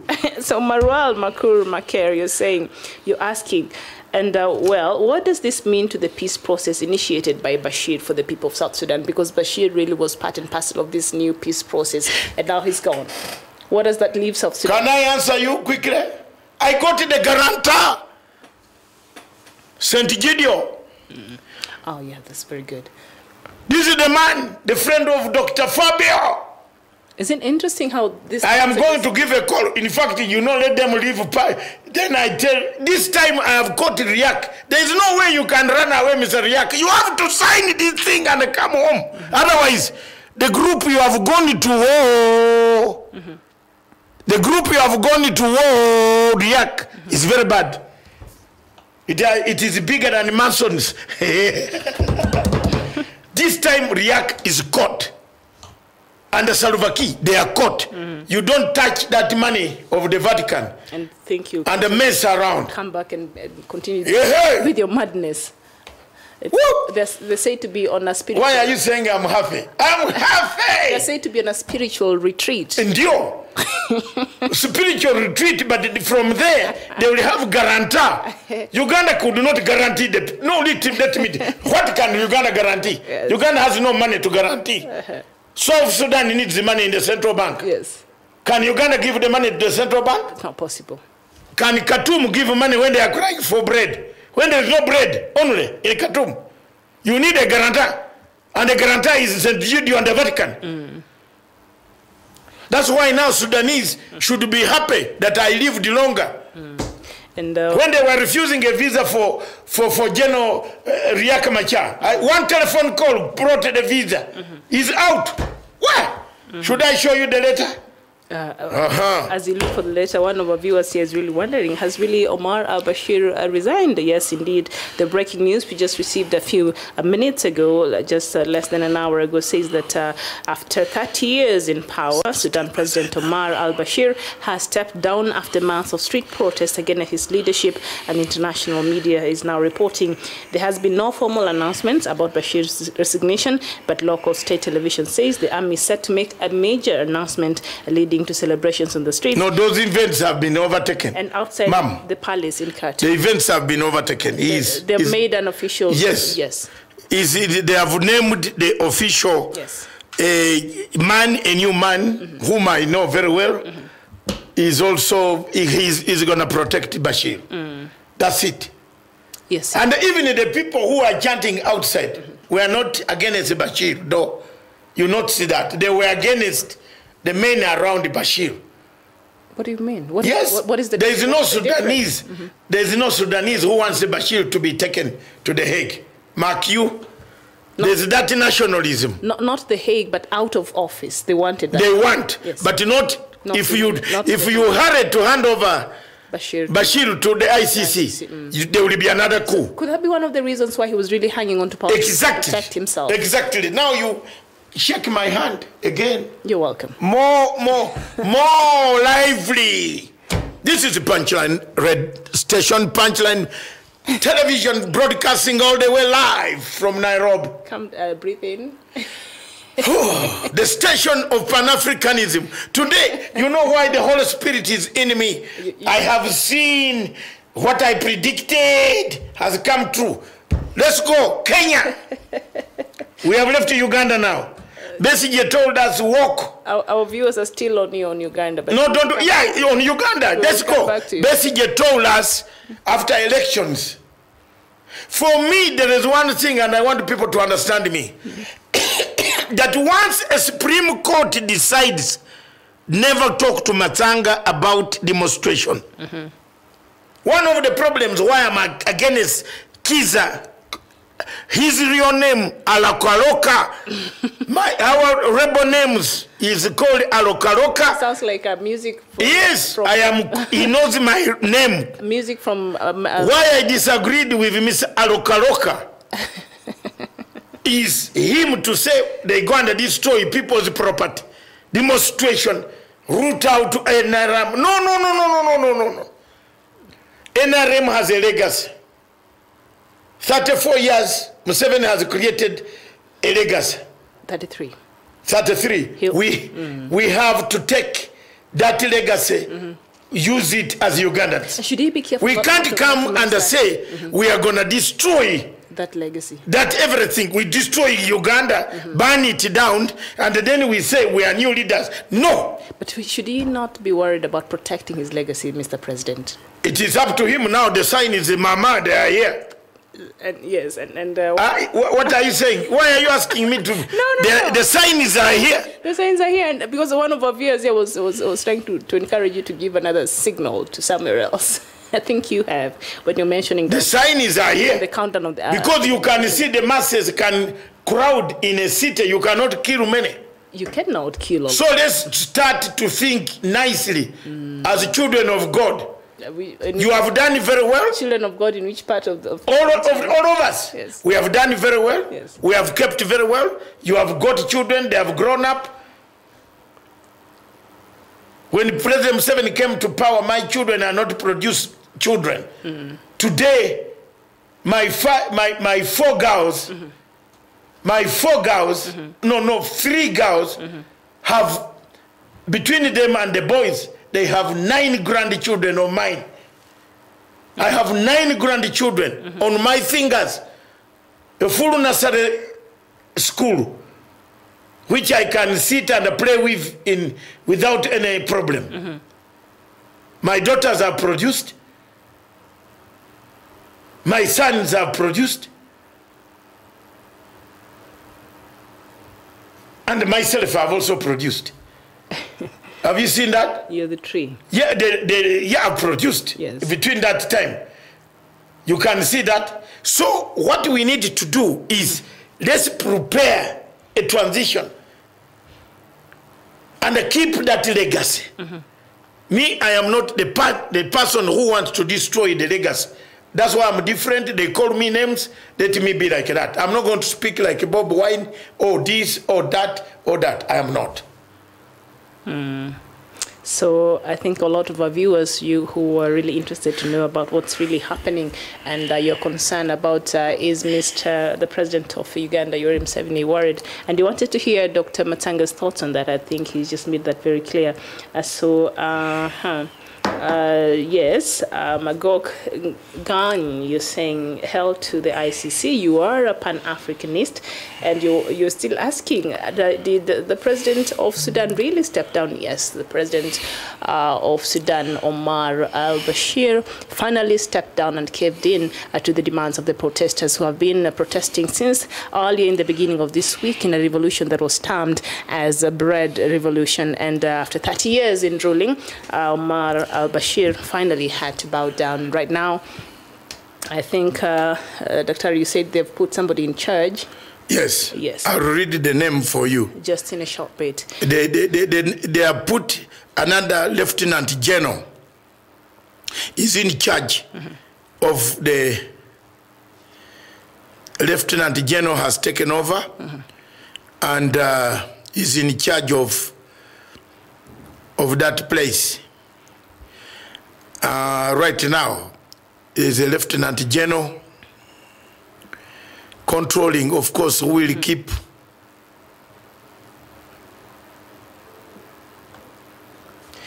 Domi Makebal, you're saying you're doing a great job, Dr. Matanga and Miriam, all the way from Minneapolis. Thank you so much for joining us. I think it's what time is it there? It's a great job from us. We have done our best. We have kept Africa positioned. Yes, let's move on. There's a new president whom the...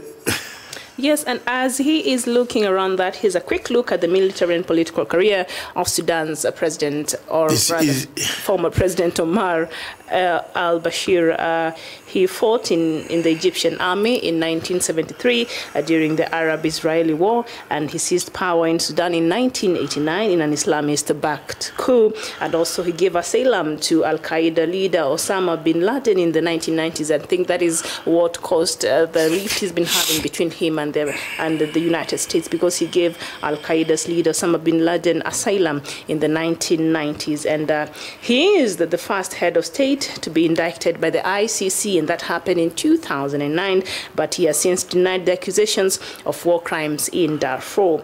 And of course, he made peace with Southern rebels in 2005, and also he oversaw the secession of the South in 2011, leading to Sudan losing 3/4 of its oil wealth. And little is known about his private life, and apparently he has no children. And we will keep you updated, because this is a breaking news, and we will continue to update you as we continue to receive more news on the latest, stepping down of Sudan's President Omar al-Bashir. Earlier on, there were speculations that a coup attempt could be underway, and against the president, following a state media announcement that army was going to make a very important announcement, and so it caused a bit of some jittery. People are not very sure, and a lot of army vehicles were seen going inside the place, the palace, and so people were wondering, is it a coup or what was happening? And so there it is now. It has now been made clear that the president of Sudan has finally bowed to pressure and has stepped down after 30 years in power. Thank you very much, Miriam. We shall cross over shortly to our correspondent in Khartoum, Ali Mukhtar. You spoke with him a while ago. Yes, but we might later on. But then Bashir had not yet. Yes, as he was speaking, gunshots could be heard. Okay. In the background, so he said he takes cover. But the one interesting thing about the Sudan revolution, women. And somebody was asking here, is there no women leading? There is one woman who stood on top of the vehicle, which is very rare. Yes. That in a Muslim country, a woman addresses men. A crowd, yes. The crowd. But this revolution has been taken seriously by very many. I think, let me send it. And it made headline. I was watching it yesterday on CNN, and she caught the attention of the world. Yeah, because she was able to catch the attention of the protesters. These were all, you know what, can I tell you the truth? Yes. These were all issues that were signed. These are people trained in US, and you know who trains them. So don't ask too many questions. Okay. In the United States of America, I couldn't even send this, but you can send that photograph of that lady. Yeah, her photos are all over the place. All over the place. These are United States American trained. Most of the people regime changing in these countries are based outside. But you see something. There is no. Let me tell you, there is no Saudi who will hold the power in Khartoum if you don't give these guys. There is a group in London calling itself the diaspora doctors of Sudan. You saw it. But maybe because they've been in countries where democracy they have been coordinating. The systems are working, so they want that for their country. Yes, and that's why they're coming back and you think they can coordinate without money? Who pays them the money? Who? Tell me. The same source. And where is the bank? You give us a sign or the sign. Or a signal. You know, have you seen America ever issuing a warrant of arrest for George Soros? But they were having problems with him. They were saying he's... Who? It is only Trump. He was... No. The Democrats actually were having a problem with him. He was interfering during the primaries last year. Yeah, he also paid Sanders. Bernie Sanders. He did that? Yeah, bring the hand. Oh, why do I need to shake for that? I'm shocked. Yeah, he was. He did. You know, against Clinton. Okay. I'm shocked. Because Obama was very upset. One of the things that upset Obama in American politics is the invasion of Libya and destruction of Libya. Yeah, he says that is one of his biggest regrets as the head of state in America. So there was no need of destroying Libya. No. We should have destroyed Muammar Gaddafi if we wanted. Individuals can be destroyed, but you cannot destroy the whole country to become a begging country. It used to be one of the most richest countries in Africa. Come to Cameroon, Yaoundé, country number 11 or 12, isn't it? You've seen what is happening in Cameroon. A regime change is coming. And the British, the Americans are at the European Union. Other Scandinavian countries are now out full scale. There were protests, I think, on Monday and Tuesday over the arrest of Maurice Kamto. And of course, the protest was banned, but still people came out to... They will come. Mr. Biya, we are sending in money there. They will come. You are not going to stop us. You with your French soldiers killing us. No. We are coming. Biya.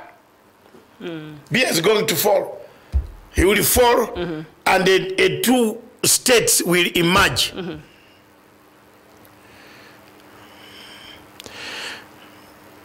This man is talking about the Chinese taking over Africa. Yes. Why I don't talk about it? We suspended this, our topics on Kenya today. Yes. Because there is a new developing issue. Sorry, I think that has captured. And we just want to keep a close ally. Then the countries, let me count them. Cameroon, DRC Congo escaped it. Now Kabila did a tactic and gave to Mr. But let me tell you, there could be another problem brewing in the DRC. In one of the news items I had this morning, let me just read it shortly. It says, former Congolese President Joseph Kabila wanted his successor, Felix Tshisekedi, to appoint Albert Yuma, a Kabila ally and chairman of the state mining company Gesa Mines, as prime minister, but Tshisekedi refused. And Yuma backed a new mining code adopted last year under Kabila that raised taxes on companies operating in the DRC. So whoever he was fronting to be nominated as the prime minister, the former president, Tshisekedi, has refused. I don't know what's going to happen now in the DRC. The hunted will be hunter. And I don't know what choice Tshisekedi had, seeing that Kabila controls both the Senate and the Parliament, and I think they were supposed to be having the gubernatorial elections. There are two things that Kabila does not like to hear: Uganda and Rwanda. Yes. When you travel to those countries, you become an enemy of Kabila. Number one. The way they molested his father. So Tshisekedi, if you are not careful, let Raila tell him that one day he will find everything is over in the DRC. As he travels to those, Tshisekedi made a mistake to travel to Rwanda and Uganda. Kabila does not mind about Kenya. So Kabila never really traveled in these countries while he was a president? No, where? Rwanda and Uganda. They meet at the border. Okay. He never had a close relationship like Mr. Tshisekedi is doing. He's trying to have. So it is killing the morale of the people who feel the two men. But you see that you know, the assassination of the father was not clear who sponsored the assassination. A bodyguard woke up and killed the father, who was in the house. Laurent Kabila. Yes. But But that is personal to him, and I understand where he's coming from. But you see, by personal, it can grow. Of course, it still grows. When I see you now, I give you power. Yes. Then you go to my old enemies. That's a problem. So what are you talking about? Tshisekedi also understands that for DRC to really do well, he needs to have a good relation with its neighbors, and you cannot escape that. Ma'am, you asked me a question. Yes. And I told you, we need to hold. I've answered you that it is very bad for Tshisekedi to go to Rwanda and Uganda. And now full stop. And it is very good for Tshisekedi to come to Kenya. Kabila has no problem with Kenyatta. But Kabila has a problem with Museveni and Kagame. A very huge one. Yeah, which I cannot explain here. Yes, there's been because I am an expert on this Great Lakes region and Africa. I studied it. Where trigger problems. That's why I have those knowledge. I'm not looking in the paper or utterance or of encyclopedia. No, it's here. From the Sun City Agreement in South Africa, where we gathered in that hall in Sun City, things have never been the same. Because President Museveni had another professor who has died, whom he wanted so much to lead Congo. President Museveni? Yes. He had his own preferential... Yeah, of course. We are the people they were the people negotiating the Sun City Agreement. Yes. Amama Babazi was a Minister of Defense, so on and so forth. There are so many things that have happened. So, if you say there is disquiet in Kinshasa, it will come as a result of that association of Tshisekedi with any of the two leaders. And now that Tshisekedi has refused his nomination, yes, it increases, it builds up. That's a build-up right there. Thank you very much. Okay, so Bayano Eugene is saying, sir, you're actually right. Biya will fall and two states will emerge. Hashtag Cameroon and hashtag Ambazonia. Yes. Country number 13. Nangai Gaison. What does he say? Saying Sudanese people have motivated us. We are also not waiting for 2021 to oust President Museveni, and action is needed now. Look at that. Nangai is from the U.S. Embassy in Kampala. He's in Kampala? Yes. And he's from the United States of Embassy in Kampala. He's my friend. He's my relative. Then they are bankers there. He's protected from the government. So, Nangai, thank you very much, brother. Motivation, but go slowly. Yeah. There's a lot of motivation. Algeria just happened the other day. Wait for signal. And now the rest of the countries I was seeing and looking at the signal. I've always told Nangai to wait for signal. But the younger man does not listen. Wait for signal! Especially the younger generation are getting very impatient with some. You see what Bob Wine is doing? He might not reach there. Wait for signal. Time is coming. And talking about Bobby Wine, he said he came out yesterday, I think, and he said now he's going to run for the presidency. He made a formal announcement. Yeah, he can disrupt the vote. But not so much, you think? From especially the younger voters. Yeah, he can. He comes from. He's being supported by the kingdom. So it's just a distraction. It's from the politics of. It's like you underrating Kenyatta in this country. No, you cannot underrate Kenyatta. No, there are some people who think that they can buy MPs here, 2, 3, and go on insulting Kenyatta. So these big tribes have a mentality of voting. You don't touch them, and you molest their son. Go to Zimbabwe and molest any Shona man. Go to Zimbabwe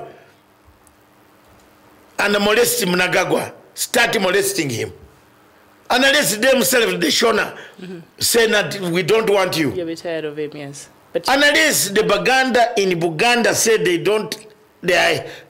They don't like Bob Wine. We have a problem. And they've not. You are forcing me to say some things that I did not want to say. So here.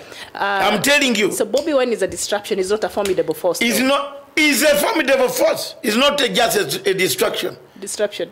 It's disruption. No. No wonder the government. He can disrupt the politics of the big vote unless you rig it in that region. Walai. Walai Mungu. Yeah, those people who listen to me. Yes. I told him, Rugunda, find a way to negotiate with this younger man. Let the president bring back this younger man together. We want a peaceful Uganda. But if we go the way that we are going now, and we put Bob Wine on the ballot paper, we are tearing this country. And it will be torn on serious tribal enclaves. And it will result into a catastrophe. That's my analysis. All right. And that's it. That's why originally I had intentions also to take part. But now I've withdrawn. Completely. Because I have seen where it is going to end. Miriam, have you heard of tears rolling? It is going there. Is the tears coming from the eyes or it's going inside, rolling back? Inside me. Okay. Okay. Because I see, Bob, you know, it's just a matter of mentioning his name. The whole crowd is in it, the city is in it. And they dance to his band music. Yes. They enjoy it. I love his music, but I don't love his politics. The other music that was banned, his crowd loves it. I love there are certain songs that he plays that are very good. They should allow him to play them. But the more he plays them, the more the crowds start and the more popularity he gains. But his music, I love it. Love it so much. There's a song when he plays, I feel that I am now home. I like it. Is it that music? No. That's a different... Not that. Right. This guy,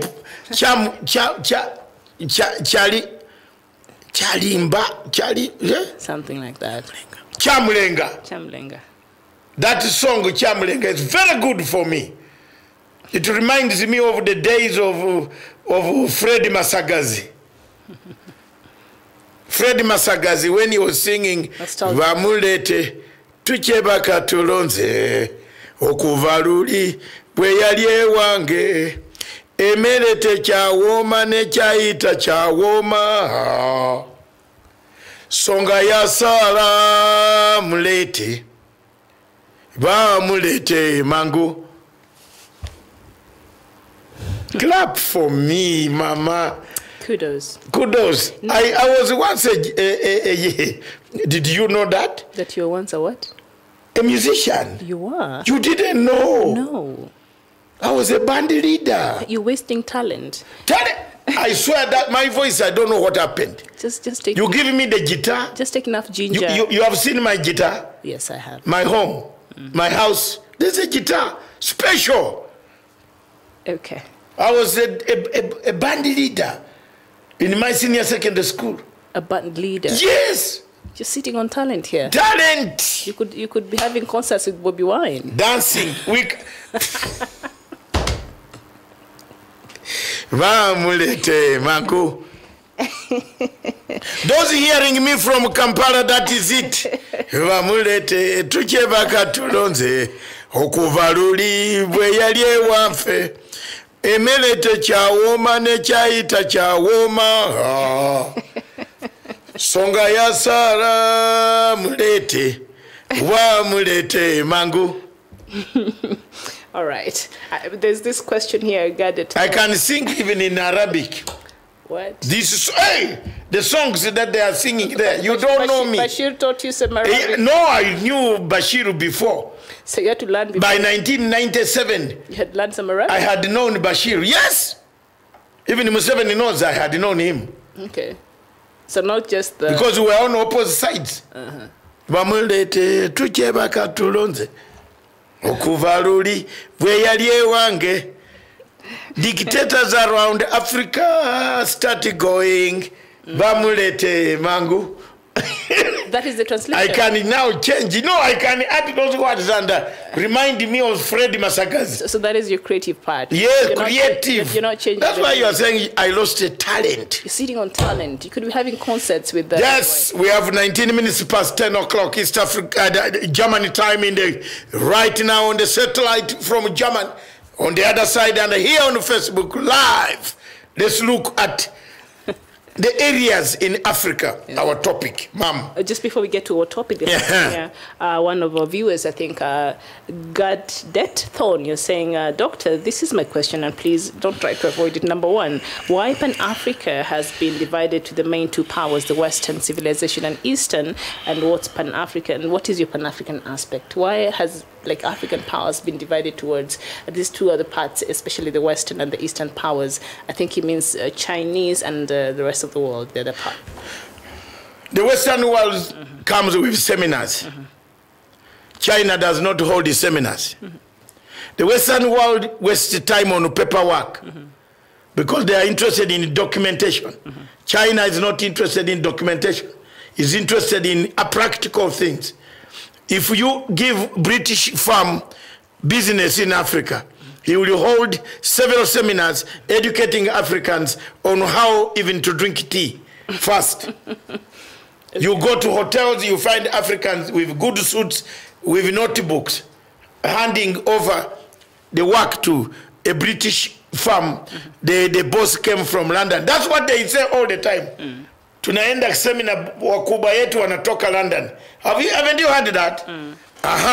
But Chinese, have you ever had Chinese holding a seminar in Intercontinental Hotel or in Sheraton Hotel that they are discussing how they are going to construct the road? No. They have already mapped our place through the satellite in Beijing. So they come to the point. Yeah, they know this is a valley, this is what you use, this is the technology, that's how you will build the bridge. So when they come, they're very clear. They're clear. And they come with their money, hard cash, keep it in their own offices. And when you say you want 1 million metric tons, they go to the shop and deposit the money there. The real price of the cement. So there is no commission involved. And the project is finished within 20 months as stipulated. British, American firms should learn how to do business in Africa. They come here, they start taking us to the seminar, to drink coffee, to behave nicely, to how to catch a fork. Behaving nicely is good. It's etiquette. Yeah, that is what the British system is. You must behave nicely. You must have table manners. You are eating, then you tap on table. No. So the British have that conduct. Chinese don't care how they eat their noodles. Yes. I really don't care for noodles, but yeah. Yeah, you know how they do it. Yeah. British wants to sit on a chair. Matsanga trained from Britain. I need it. Well served food. Even look at the fork. Oh, wait, return this. China, no. Round table. And on the round table there are things. So they roll the thing like this. Noodle, and the chopsticks. Yeah. Chopstick, dog, a bit, snake. Yeah, that's it. They are united. They have a social contract. One of the things that I want to tell you why Africa has fallen to pieces is the lack of a social contract. We don't have it. Pretty much, yes, you're right. We don't have a social contract. Yesterday I was faced with this question on another television station, and I answered it clearly. Social contract is missing. Parties in Kenya here have no social. How can you say there will be normalcy in parties when there is no social contract? Do we pay people for not working? We do that all the time here. Where? Have you not seen the ghost workers? Those are ghosts who have hidden in ghosts format. But the real people, like youths, 8.5 million youths in Kenya are not employed. Don't you think that's a time bomb? That's a time bomb. Okay, do you pay them allowance? Is there an office where they go to collect allowance every Friday in order to keep them busy so that they are able to buy their food? That's why they're reaching out for people's necks in the east, Yes. in some places in this country. And that's why you And see across the world. the rise of crime It's high. a girl, a boy had hopes in the girl who was a doctor. She was going to graduate. The this boy year. was not worth it. Okay. Was that really? Of course, if you have a doctor girlfriend, and then the doctor girlfriend tells you that It's good for your CV. regrets. You know those primary school regrets used to be very bad. Whoa. Okay. I don't ask me and I tell you, I suffer. A girl to send you a letter of regret. You send letters of regret. Yeah. I regret this love is done, or what? Hey, you are coming, and don't wash it. The girls, those girls can. Hey. You just accept. It used to be called regret. Which is okay. That's life. Even one word alone in the letter. How many of you, my production managers, all of you behind there in the scene in the production room, I know one of you has ever received a regret. Yeah. Hey, haven't you ever? No. How do you regret this? Oh! I'm joking. You have heard Alf says, this lady knows how to handle me. I was kidding. Alf is here. But maybe when I was growing up, the regret letters. Alf says, Dr. Miriam knows how to handle you so well. She's great. Yes, that's what she does here. She pretends as if she doesn't know a letter called regret. I don't. You have never written to people. Oh, no. I'm very... Christian. I'm very mindful of other people. Not to hurt. Yes. Hey, Mama, you are very good. The man who has taken over in Sudan is called Lieutenant General Ahmed Awad bin Auf. He's the interim president of Yeah. Thank you very much. He was the head of intelligence and logistics. Yes. I know him. We had some coffee around Kafegi Hotel. Welcome, brother. Thank you so much. He will protect Bashir. There's no problem. Yes. Let me not say this and then they take him over. You think they might. And Dundi, thank you so much. I see you're one of our top fans. Thank you for writing to us this afternoon. You're saying, until Africans get rid of dictatorship, there will be no peace because they impose themselves to people, no respect rules of law. They silence every opposition against the dictatorship, family, empire, businesses. That's why there's crisis of civil wars and military coups in every African country. We can't continue blaming criminal colonialists for inefficient management of our problems and suffering the hands of wickedness of neo-colonization. So when you start going down on dissenting voices and the space for democracy starts to shrink and people's voices are not... Did you see some photograph yesterday or bring it out? Today let's do something. Mama, you mean the afternoon? There is a very bad thing. The Prime Minister of Luxembourg went to a cocktail party organized for the state with the partner. But it is acceptable in that side of the world. No. Look at me as you are talking like this. This is Nairobi, Kenya. Maybe it might be a bit weird, but that part of the world in Luxembourg. You saw the partner? I did. I just... Can we do it later on today? Do I even have something to say about that, really? I don't think so. In that part of the world, it's very normal. It's much acceptable. And he had a cocktail dress, the partner. Miriam. I was like, this dress is really pretty. It's my size. Miriam. And then I just went... Miriam. It's a size 6. Miriam. Size 8. I'm calling you. Yes, indeed. Go ahead. Tell me. Listening. You just called me. Tell me more. You just asked for my attention. Tell me. You have it. This is happening? It happened. You have that part of the world is very common. Yeah, but that was his partner. Well, I am not. You know, we are Africans, so it's a bit, some of these things are weird. Some of these cultures. It is true. Yes. I am used to this. Yes. In London, when you are going to work very early in the morning in the train. You shared about that club that only has particular people that. Yes. my cousin took me there, and we had a fight. Somebody touched your cousin a certain. Yeah, touched my cousin. And the police, when they came, there was a fight outside. My cousin is still in London. They are all in London. My cousin, then they asked us, why didn't you know that this is what happens here? This club is... Me, I asked my cousin, I had just come, 87 in London. I asked my cousin, why did you bring me to such a club, man? You are gone. You have been here for longer. Why did you bring me to this club? He didn't know. I don't think he knew. Not the guy, 2 guys came and touched him, said, oh, you are bad. What? Touched his behind. Please don't talk much. It's okay. That was serious. Yes. So the guy gave blows. The police came. He forward. Yeah, we had to fight out, and all of us took part. That was my welcome in the UK. You're welcome. Then the police asked us what happened. We said, aye, there was nothing that happened. This guy touched us. He said, but then the police asked us, why do you fight when you knew? Why don't you go to another club? It is when we realized the club that we are going in was made for men only. Yes. So you people were at the wrong place. Yes. We were looking for kadogos. Oh, no. Hey, why should you lie? By then, we are younger men. All right, so Oko Ajake, I think he's thinking that I'm assuming his questions. He was asking, Doctor, are you a Muslim? His name is David. I'm David. Why is he saying? David is a Christian name. Are you answered now?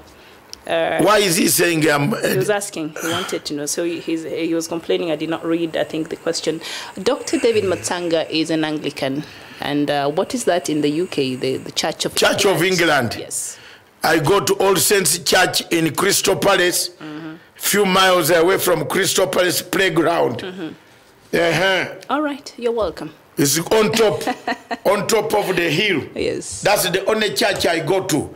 In Kenya, I go to Bishop Wabukala's former church, where Bishop Olasapit is the Anglican bishop of SCK of Kenya. All right. I don't go to any church which has guitars, drums, and then they dance like ladies in the nightclub. So you only go to churches with organs? Yeah, with piano. Mostly organs. Yeah, it's an organ. Cathedrals, yes, piano. Yeah, which was the only thing in Jerusalem. The only thing, yes, in the temple in Jerusalem that Jesus left was a piano. He's saying, because you said walai. That is I keep on saying that because I've lived everywhere. Across the world. And he was friends with Bashir. I was a friend. Yes. Did I let the cat out of the bag? No, it's true. It's an open secret, yes. The only problem is that he has gone without paying my money. No, we need that. Again? Yes. Oh, he did pay, yeah. But it was eaten.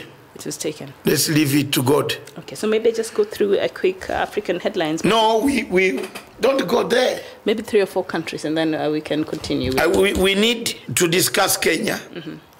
The other topic is off. Okay.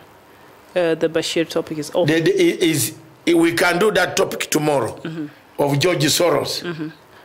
Yes. And of course... but we can discuss corruption now that the president is in Mauritius. Mauritius is the most corrupt-free country. And they've lifted the bans on carrots and... okay, that's why I want to give President Uhuru Kenyatta kudos. So I can't miss giving my friend kudos, Mama. Go ahead. Yes, can I? Go ahead. Thank you very much, Mr. President. Thank you very much, people of Kenya. Today is a great day that all of us seem to have woken up, and to the news that dictators like Paul Biya, the days are numbered. The Equatorial Guinea, days are numbered. Look at that. Just prepare your transition. Prepare to exit and transit. Give other people the way forward. Back in Kenya, corruption in the judiciary. Miriam, with all due respect, do you think, and I repeat, do you think litigation alone can finish corruption in Kenya? No, the war on corruption in Kenya must be a concerted effort from different institutions. From the president told us we leave the courts to handle it. Are the courts in Kenya able to handle the litigation? So far, they've not really proved they're up to the task, but a few reforms have been, we've seen the Chief Justice trying to hold workshops here and there, trying to do this and that. And so far, we can't really write anything home about what has been happening in our courts. But I believe that courts alone might not be able to fight corruption, but it should be a concerted effort towards these other institutions also. And even as citizens of this country, we also have a responsibility to help in the fight against corruption. But courts alone, not so sure. Not so sure. Not so sure. I am seriously 100% yes. correct that the courts cannot. So in Kenya, people need to change tactics. We have talked much about African news today. So let's also give Kenya the platform of the air and the liberty, equality, and fairness, which Napoleon created. So I believe that the only way, other ways of fighting corruption would mean radical changes. President Uhuru Kenyatta is in Mauritius, where corruption is zero kabisa. Oh. You can't steal anything in Mauritius. Just like Rwanda. Yes, they are strict. The institutions are very strict. They look at you, the banking, you can bank there, but they will study your background. Once they find that you are part of the cartels, they return your banking and arrest you. And they call Interpol. Okay. So what the president should learn from these people, apart from opening the Kenya market, I liked yesterday the people, since the president rebuked some people in the cabinet, they are now acting. Everybody had a notebook. That's kudos. He went with his cabinet secretary. Yes, Magoha, for the first time, first trip. He's a teacher. I was expecting that. Yes. Magoha, the Minister of Foreign Affairs, Dr. Juma Monica, and other people who were in the delegation, they acted so well. That is what we expect the ambassador in South Africa and Mauritius. You know, Mauritius is very near across there, South Africa. Yes. So I saw them with notebooks. Jomo had a notebook writing all what things were taking place. Jomo came with a notebook. This time, yes. Breaking news. Breaking news. Okay, so that is very good. But what came out yesterday is the ministers and other people handling the Kenyan produce, avocado, carrots, bananas, oranges, and mangoes and the pineapples. That is very good PR for the people of Kenya. Thank you very much. This trip, we have benefited. Because anybody like me, I can also export from here. I can package and export. It doesn't mean only Kenyan should do it. We can do it. Carrots, there are some of all these, you know, all these foodstuffs, green that are needed abroad, like the ones that go to London. Do you know tons and tons, okra, you know, okra, it's very good. It's needed much in those Indian places. So this is very good, what the president has done. But one thing the president should learn from Mauritius is how to come back and tackle corruption. How did Mauritius set out the law that made corruption to disappear? That everybody wants to do his business from in Mauritius. Yes. St. Louis. Some people don't know the capital city. Did you? St. Louis, yes. Yes, St. Louis of Mauritius. Yes. You know, you have to teach some geography. Yeah, not geography. Yes, yes, you are right, geography. I'm not disputing you, madam. So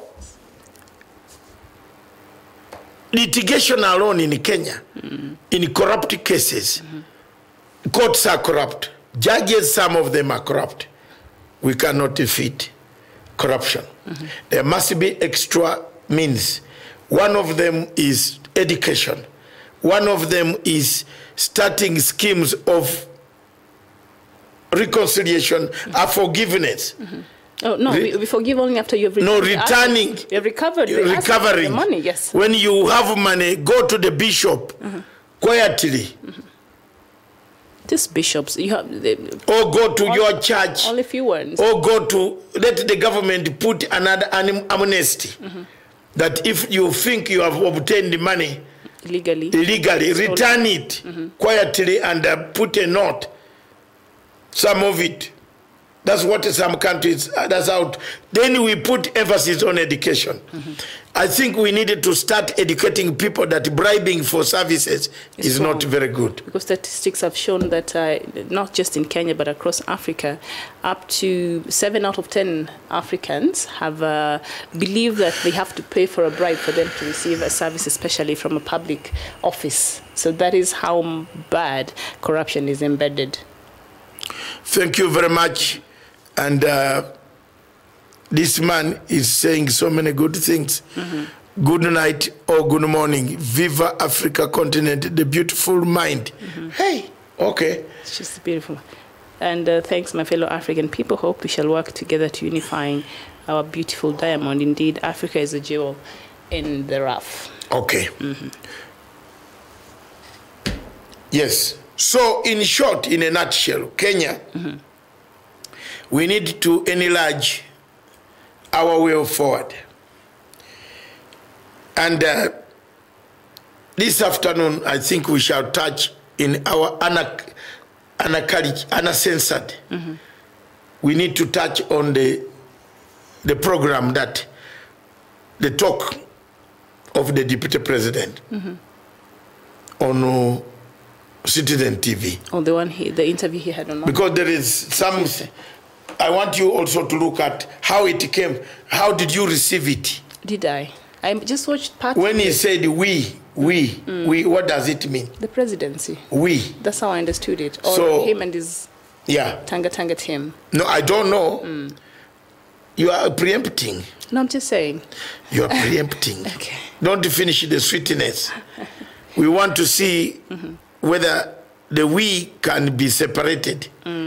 And everybody should take the responsibility. Yes, we. Part in what because here Kenyans get caught. So many of them, hundreds, have written to me saying, we, what do you mean? Who is this? Which is this company called We? Hey, I told you yesterday to find out about the company CMDI under the Prime Minister Alda Moro. Did you? The production was supposed to do that. Did you guys do that? Let's leave it. Stephen is a quick man. Yes, I'm sure he's going to work on it. Yes, indeed. So, Miriam, unless you have anything for me, I just want to beg to move. Okay. Or you need to finish. No, it's fine. To finish this. I think we've done, you started an hour earlier, so we've done 2 hours, 40 minutes. So I think that's enough for now. Yes. Yes, indeed. Thank you very much, Dr. Ali Muktra from Khartoum. Thank you very much. The people of Khartoum, the Army General, Lieutenant General Aouf, please handle the people of Sudan with caution. And dignity. And dignity, liberty. If there are people who have committed crimes, let them go to courts. May God hold, and may God hold, and may God hold Sudan. And we're praying for them. We are praying for them. Peaceful transition. Thank you very much. On behalf of myself and my German friend, we have been here for the last 3 hours. We want to call it a day and go and look for some water. This station, we started with people's courts. And that's what we are going to do this time, to change the narrative. How can we help Kenya to fight corruption apart from litigation? In the people's courts, you suggest what you want to do. What can be done? Solutions. Solutions. thanking you so much. Thank you. God bless you. God bless you, Miriam. God bless you too. Meet again. What time? 4 o'clock? Later on for... 4? Yes. 4 could give you enough time to just take water. Water and some research on the programs we want. Yes, indeed. Including that program of that Prime Minister of Luxembourg. I'll pass that, but you know. Oh my God. We'll see you in our next broadcast. Thank you for watching. Thank you.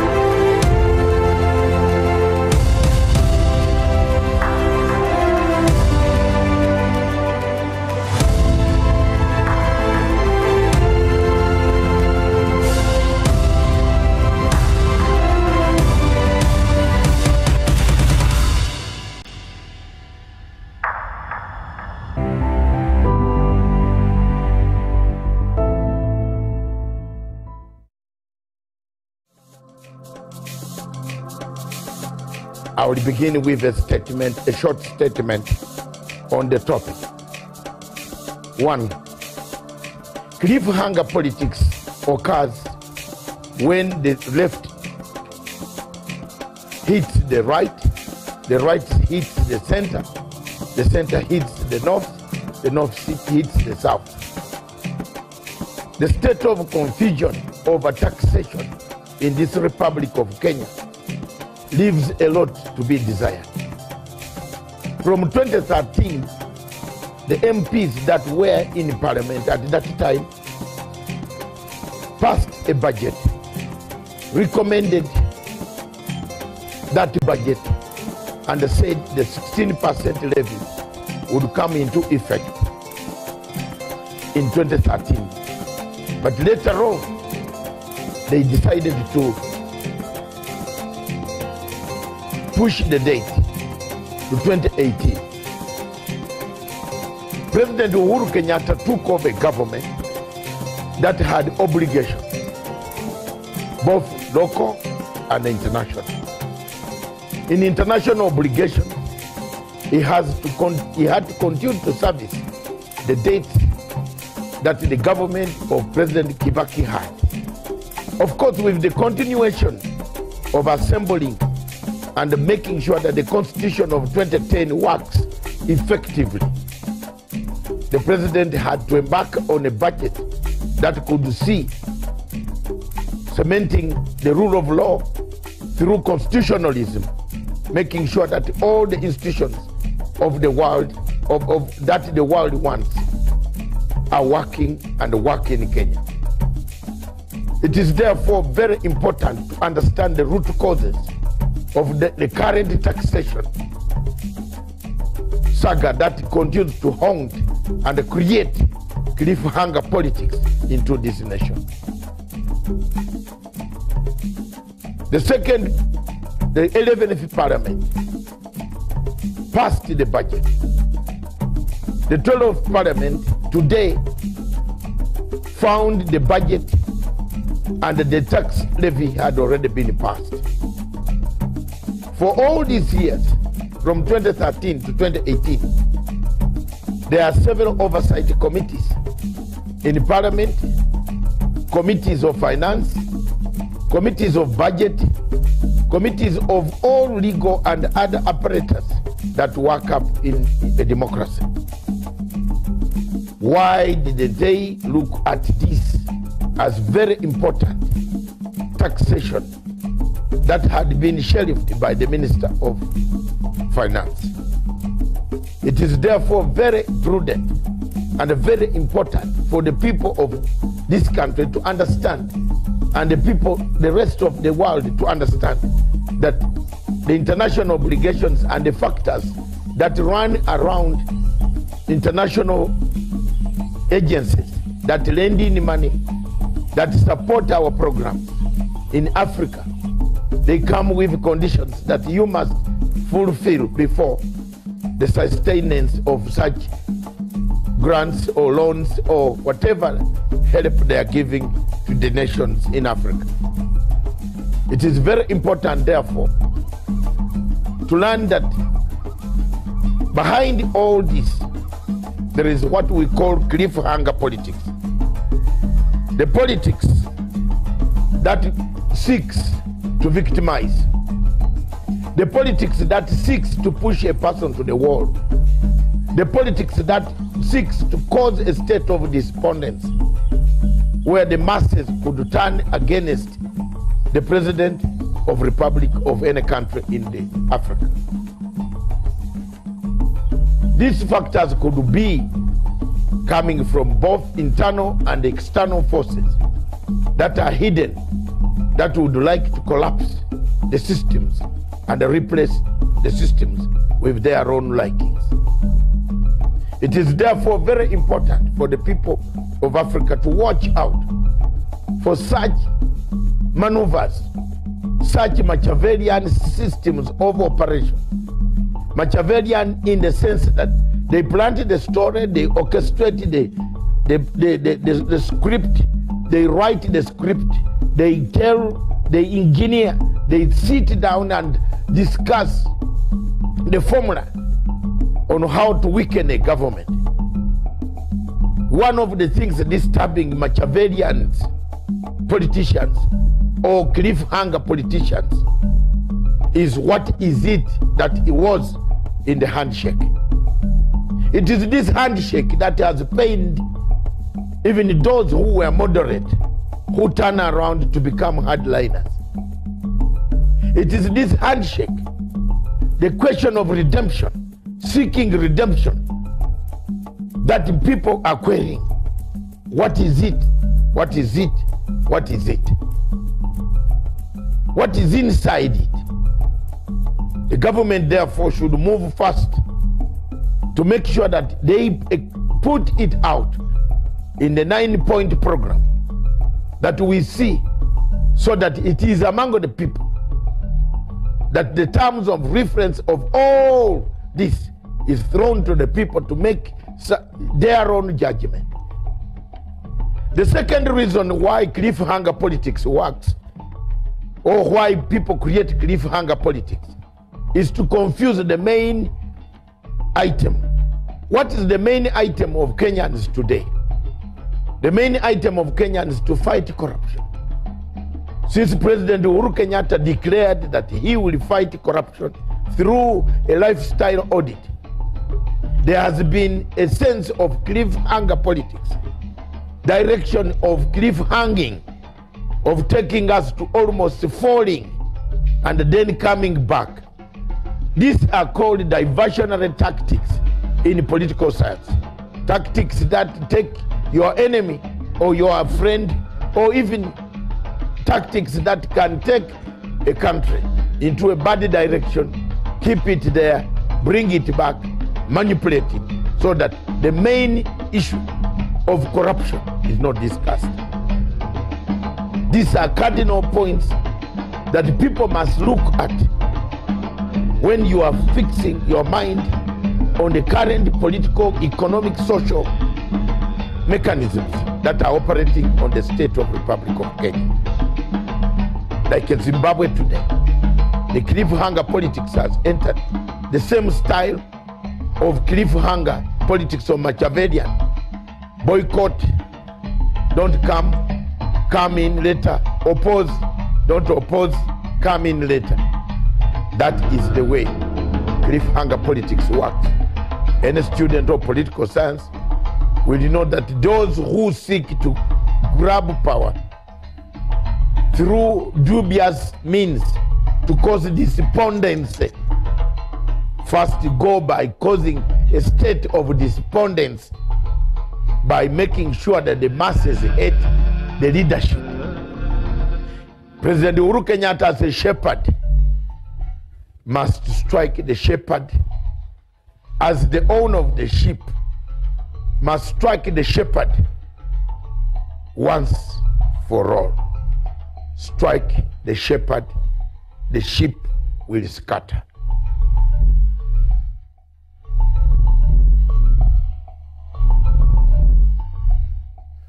be here today to participate with my brothers and sisters in this very important forum when we are reflecting and thinking about our country.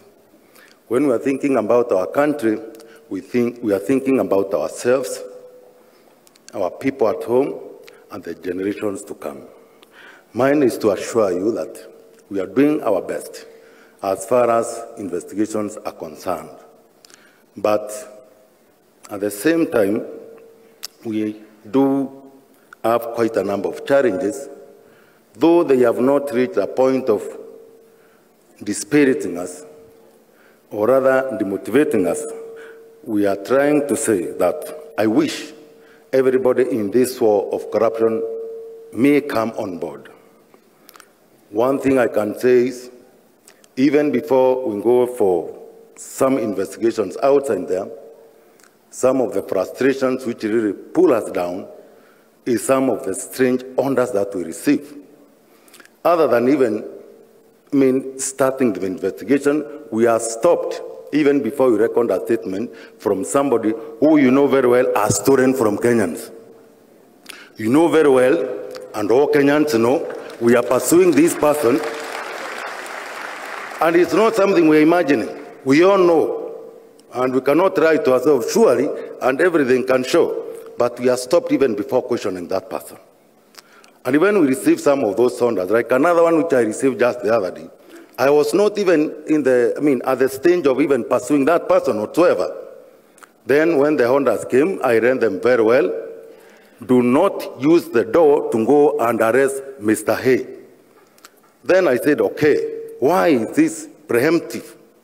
Then I said, fine, I consulted my regular advisors, they are here. And then I said, no, through my information, there is a window. If I cannot use the door to go and take Mr. Hay, then I'm going to use the window. And once I get through the window, I get a smoking gun, which is killing us. Just smoking, just immediately from murdering us Kenyans. When you steal from us, the hospital money, loans money, development fund for all this country, what do you think you are? You are not better than that terrorist you are battering there in the Dusit and other areas. Then, immediately, faithfully carrying our smoking gun, then what happened? We are told, don't dare, don't even bring this smoking gun here. Don't even touch that person. We are bad. Please listen to me. I have it here. Why don't you give me 10 minutes even to demonstrate I'm not malicious? Surely this is what I have. Then if I am, prove me within these 10 minutes. Nobody is ready to listen to us. What I can say is, thank you for prayers and support from Kenyans. I know very well that issue of mafia in Italy. It was completed almost replica, the capture of the mafia. The way the war was won, and the people's cry, they were wiped dry their tears. It was through the collective working and bravery of their police, prosecution, and judiciary. When most of them, they are on BCD, and then the police said, no, enough is enough. Our people have cried enough. Let's go to fight for our people. In as much some of them were still with the mafia. It was massacre. They said it's okay, let's die, but for the world cause of our people. The prosecution came on board and said, no, equally we hear the cry of our people. Let's join the war. They joined the police, the prosecutors. Then the judiciary came and said, no. Then we shall not be left. They came on board. The war was won for their people, ultimately. We can say, equally in Kenya, we can take the cry of our Kenyans and say, this greed, these millions we are stealing every day, stash them in bank, there are papers, we shall read them in this world. Let us say, what is enough for us is what God has given us. And the moment we say collectively, we are going to fight this war together, I can for sure tell you, this country is beautiful, it has plenty for each and every one of us. And I can for sure we shall have peace of mind. And even during our last days when they do come, even that billionaire and all that, you will be smiling, knowing if there is heaven, me I'm a Christian, I believe there is one. At least then have a space after the one hereafter. So that one is to say, continue supporting us, praying for us. We shall do our level best, and we shall give all that we have for the sake of our motherland. Thank you.